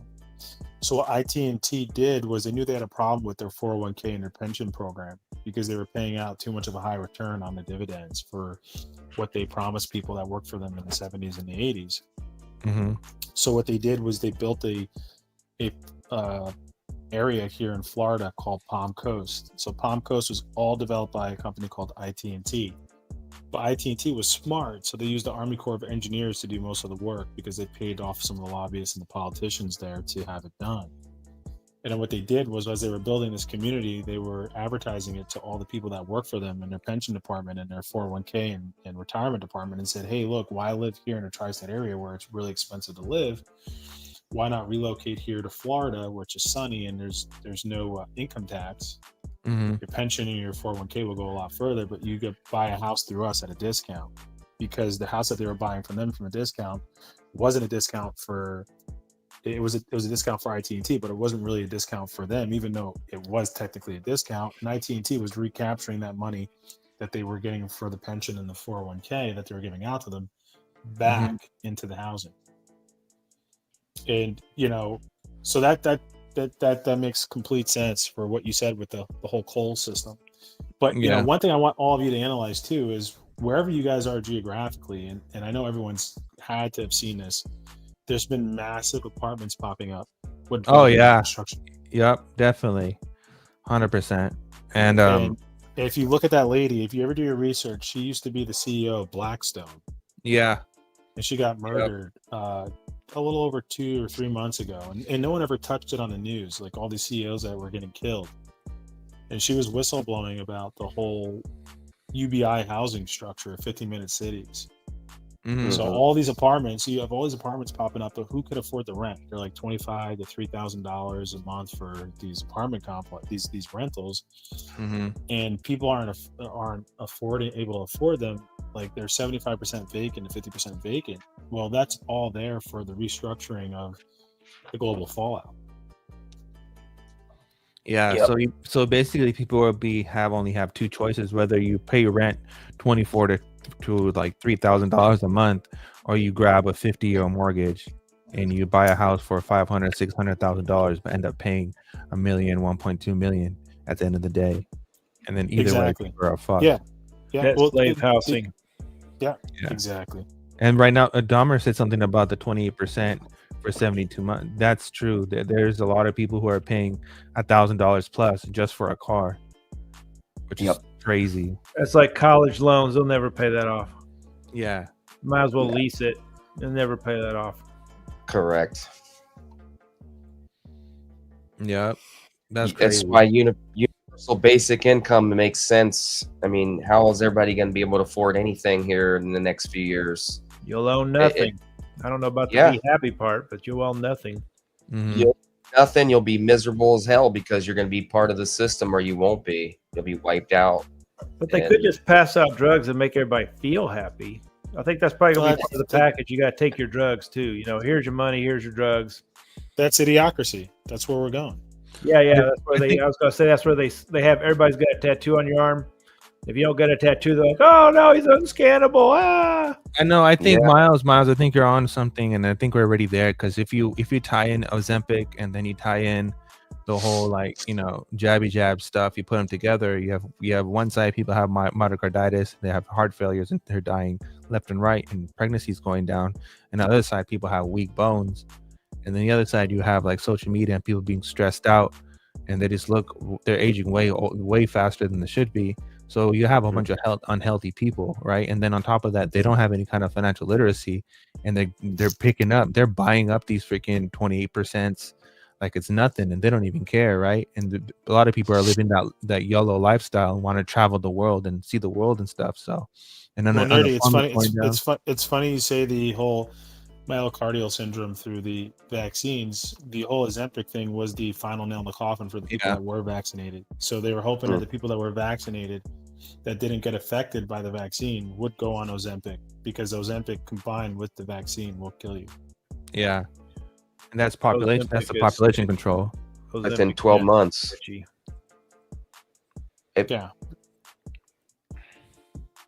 I don't want to say something that's going to get us flagged, but say it. Just fucking say it, motherfucker. Say that shit. Find this guy here. Okay, there's a preacher that been prophesying some major events that have come on. I'm trying to remember what his name is. Hold on, I'll tell you here in just a second. Anyway, he says 2027 is another cough. That's going to wipe out 50% of the entire population. And, even Dark Vader, we'll say Dark Vader because I don't want to say names on here, pretty much came out and said that, this event that we just had, this cough, is going to seem nothing like a cyber event, which we know is coming next. Yeah. So the next cough is literally going to wipe out 50% of the population. And so many people, thousands upon thousands of people worldwide have talked about this and prophesied about this. In the end times, God said, "Man will prophesy. We will have revelations, and things to come. You know, God warns us of these things, but 50% of the world's going to pass away in this next event, and they're saying it's 2027. So a lot of these things lining up. Trips. Do you think that goes and ties into like we having all these robots coming out and all these like, you know, robot girlfriends and robot husbands and all this fucking robot companion bullshit? Won't even miss the real people. You won't even miss them. You have your bots. Yeah, you won't even have a relationship with real people. You just have a relationship with your bot. Shabati hotties will take the place. Shabati hotties. Yeah, so I mean, that's the good way. I mean, that's not a good way. That's the way they're planning on fixing a lot of the issues with money and you know, getting people scared enough. Brandon Briggs is his name. Brandon Briggs. Watch some of his videos. He's got a lot of really good content. This guy prophesied 3 events that have happened recently. I won't say what they are, but we all kind of know what they are. I'm trying not to get us flagged here. This guy prophesied 3 events that have recently happened, big events. It's been spot on. So you know, he prophesizes liposuction too, right? Yeah, liposuction. I don't know about that one, but anyway, hope is from human fat. Jody asks, why even bother if it's all true? Because if you don't invest right now and you don't collect these digital assets today, you won't have opportunity for tomorrow. A lot of those people that's going to be in those situations are not worried about crypto today. They're watching all these Netflix movies or Amazon movies and watching how people are getting rugged and all this stuff. And now they have this stigma towards the whole industry, but they're doing that stigma as a gate, as a way, because there's not a lot of critical thinking out there. There's just a mass conformity. So when you have people who are like us, who are just say, you know what, forget it, I'm going to hodl, I'm just going to hold and just wait. We're the ones who are going to have the most opportunity rather than everyone else who just don't really have a choice. Their options are limited. It's really about Nerdy, you have to also explain to them that this has a lot to do with the cabal and how they do what's called karmic trinza or trinsic karma. And they let you know it's your decision ultimately, right? It was your decision not to take the jab. Even if your job said you had to. I mean, you weren't forced with a gun to your head, right? It's the same thing with, it's your decision to find out the information to invest properly. Yeah, you have the opportunity to invest just like everyone else does. If you have $500 to your name or 500,000, it's still up to you to where you put that money. Yeah. So essentially, everyone has the freedom to make these choices to save themselves, and it's either you're going to do it or you're not. Mm-hmm. And going to what you're saying right there, it's also a responsibility to gather information to hedge and protect ourselves from the enemy's plans that he has for us. You know, all these events that have happened with the cough, it's viral related. You know, I'm dealing with a viral infection right now. If you know how to protect yourself against viruses, you have a way of escaping what's to come. That 50% of the world is going to pass away. That's the 50% that don't know anything about what's going on. This community here, most of us here know about these things. We try to educate people as we come on. You know, we get ourselves in a situation. I do want to say though, I don't think it's going to be 50% in one swoop. I think it's going to be, they do everything strategically, and it's all about time. So they slowly tighten the coil around you like a boa constrictor. It waits for you to go to sleep, and then it slowly starts choking you, and then before you know it, you slowly suffocate. It is the same thing that's going to happen with this event. You know, they rolled out COVID, they scared everyone. 10% to 30% of the population went and got vaccinated. I mean, we don't really know the real numbers. They say it was more than that. But, you know, out of the vaccines, maybe like 5% did the damage. And then, you know, Ozempic gets rolled out. They're pushing it. Now, your insurance providers allow it. It's all small incremental things. Now there'll be another COVID, and then they'll push out more vaccines, and they'll try and mandate that. And they'll take out another 5 to 10% of the population. And then you'll go into UBI, and then UBI will give you just enough credits to live. And then they'll say, okay, well, you want a bonus this quarter? You know, go get your booster shot, and you'll be able to go see your family in like Canada, or you'll be able to go see your family in Italy. That goes back to the whole world cloning thing that people were lining up I think Shenzo was talking about that. People are lining up in Peru.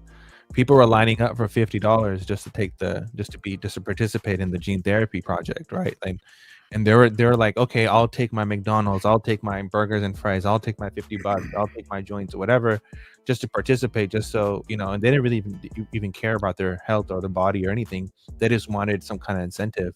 So it only takes a little incentive. And if the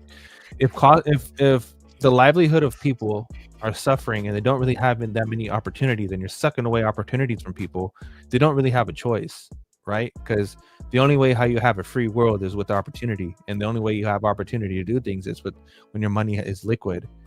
Exactly, it's a reward system. It's a gold star system. So if you take away jobs and you have them with like Miller was saying how there's not that many craftsmen. So I don't think blue collar jobs go away. I think blue collar jobs increase, but I think a lot of white collar jobs just disappear and they all get replaced by agents. But nerdy, blue collar jobs are going to go away too, because they have all these robots that are about to roll out that are going to take up a lot of blue collar jobs. Yeah, I mean they do have robots and stuff that do help, but I don't think like skilled, like to be a skilled craftsman. That'll take longer. That's gonna take a long longer. time. 10 years. I don't think that's going away anytime soon. I don't Or think people will HVAC just give or up welders. Adam, I thought you were gonna get me bullish, bro. Well, no, And look, you come out $33. I was like, Adam, get your ass on here. Sleeper cell. Let's give them some positive stuff, guys. Now, but let me Buster, go like first. what I want to say is this, Buster. Like, I am bullish. I'm bullish long term, but I know you see the human mentality is even us. Like we've been in this game for a long time. I've been invested in crypto since 2015. There's people who've been in here way longer than me. It took me quite a few years to like weed out, what was real and what wasn't, and figure everything out. But think about people that invested with XRP ever since like 2015, 2016, 2017, and they're still here to this day. Those are people where it's like, what the fuck? When is this gonna happen? Right? Yeah. And then it's basically mental warfare, because, and at the same time, you have people that, let's say, are holding big bags, but now they lost their job. So it's like, and then taxes are due. You've ever noticed, like, the run never happens until after the final day of taxes were due. So like they did the extension, it was due like October or whatever like that. And then all of a sudden, there was all this, like, it was a little bit of a run up, and then there was like a run down. And I think what we're going to see is you're going to see a roller coaster ride of up and down of this psychological warfare, while people are cashing out some of their crypto just to pay for their bills and to pay for their odds and ends, because eggs are going up, groceries are going up, let's say utilities and costs are going up, to slowly get people exhausted out of their, as much as they can out of their digital assets. Yeah. So that, let's say you were sitting on, let's say 30,000 XRP, by the time the flip of the switch happens, you're down to 5,000 XRP. Yeah. And there is an upside to all this. We're talking about the plan, and we're also talking about what they want, but they aren't going to get everything they want. And the same thing that's going to wipe out a bunch of people is also going to force a bunch of innovation, because the 100%. mother of necessity is the mother of invention. We're going to see an age of wonder. 100%. We're going to see there's going to be massive pressure to control. There's going to be, always has been. We're seeing it more now because of the internet, because of resources, and they just can't plug all the holes. So now, Miles, so Miles and Buster, what I will say is this: I don't see XRP doing this slow, gradual climb like everyone's talking about. Like, you hear all these other people like, "Oh, we're gonna hit $100, and then we're gonna go from there to like 250." Like, it's not gonna work that way. We're going to probably see something like $10 to $30 to get people to sell out a position of their bags, to pay for like their odds and ends and stuff like that. And then we're going to see we're going to see some stagnation for a little while. And then boom, out of nowhere, you're going to see fucking $10,000 per fucking Okay, so that goes into what Buster was saying earlier. How about people are going to sell early? They're going to sell their bags because what you said earlier about people been holding for so long. the ones who've been holding on for so long, they see, you know, a lot of people have been holding for triple zeros or sub pennies. Those are the people who are going to sell early. And then you moon the price. Then you have people who sell early and then out of necessity. And then by that time, you know, institutions are able to buy it. You know, people are basically having a buyback program to them. Institutions pick it up, and then you have a super moon, which is your, you know, first you have your single, double, triple, and quadruple digits, and then boom, you skyrocket to the 9 digits, and because everyone's been priced out.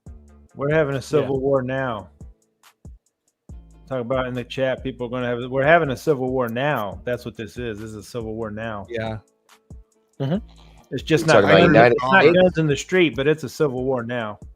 You're talking about United States was Civil the most War. bullish shit all show today. Was the McRib chart? Yeah, the McRib chart. Should I pull it up again?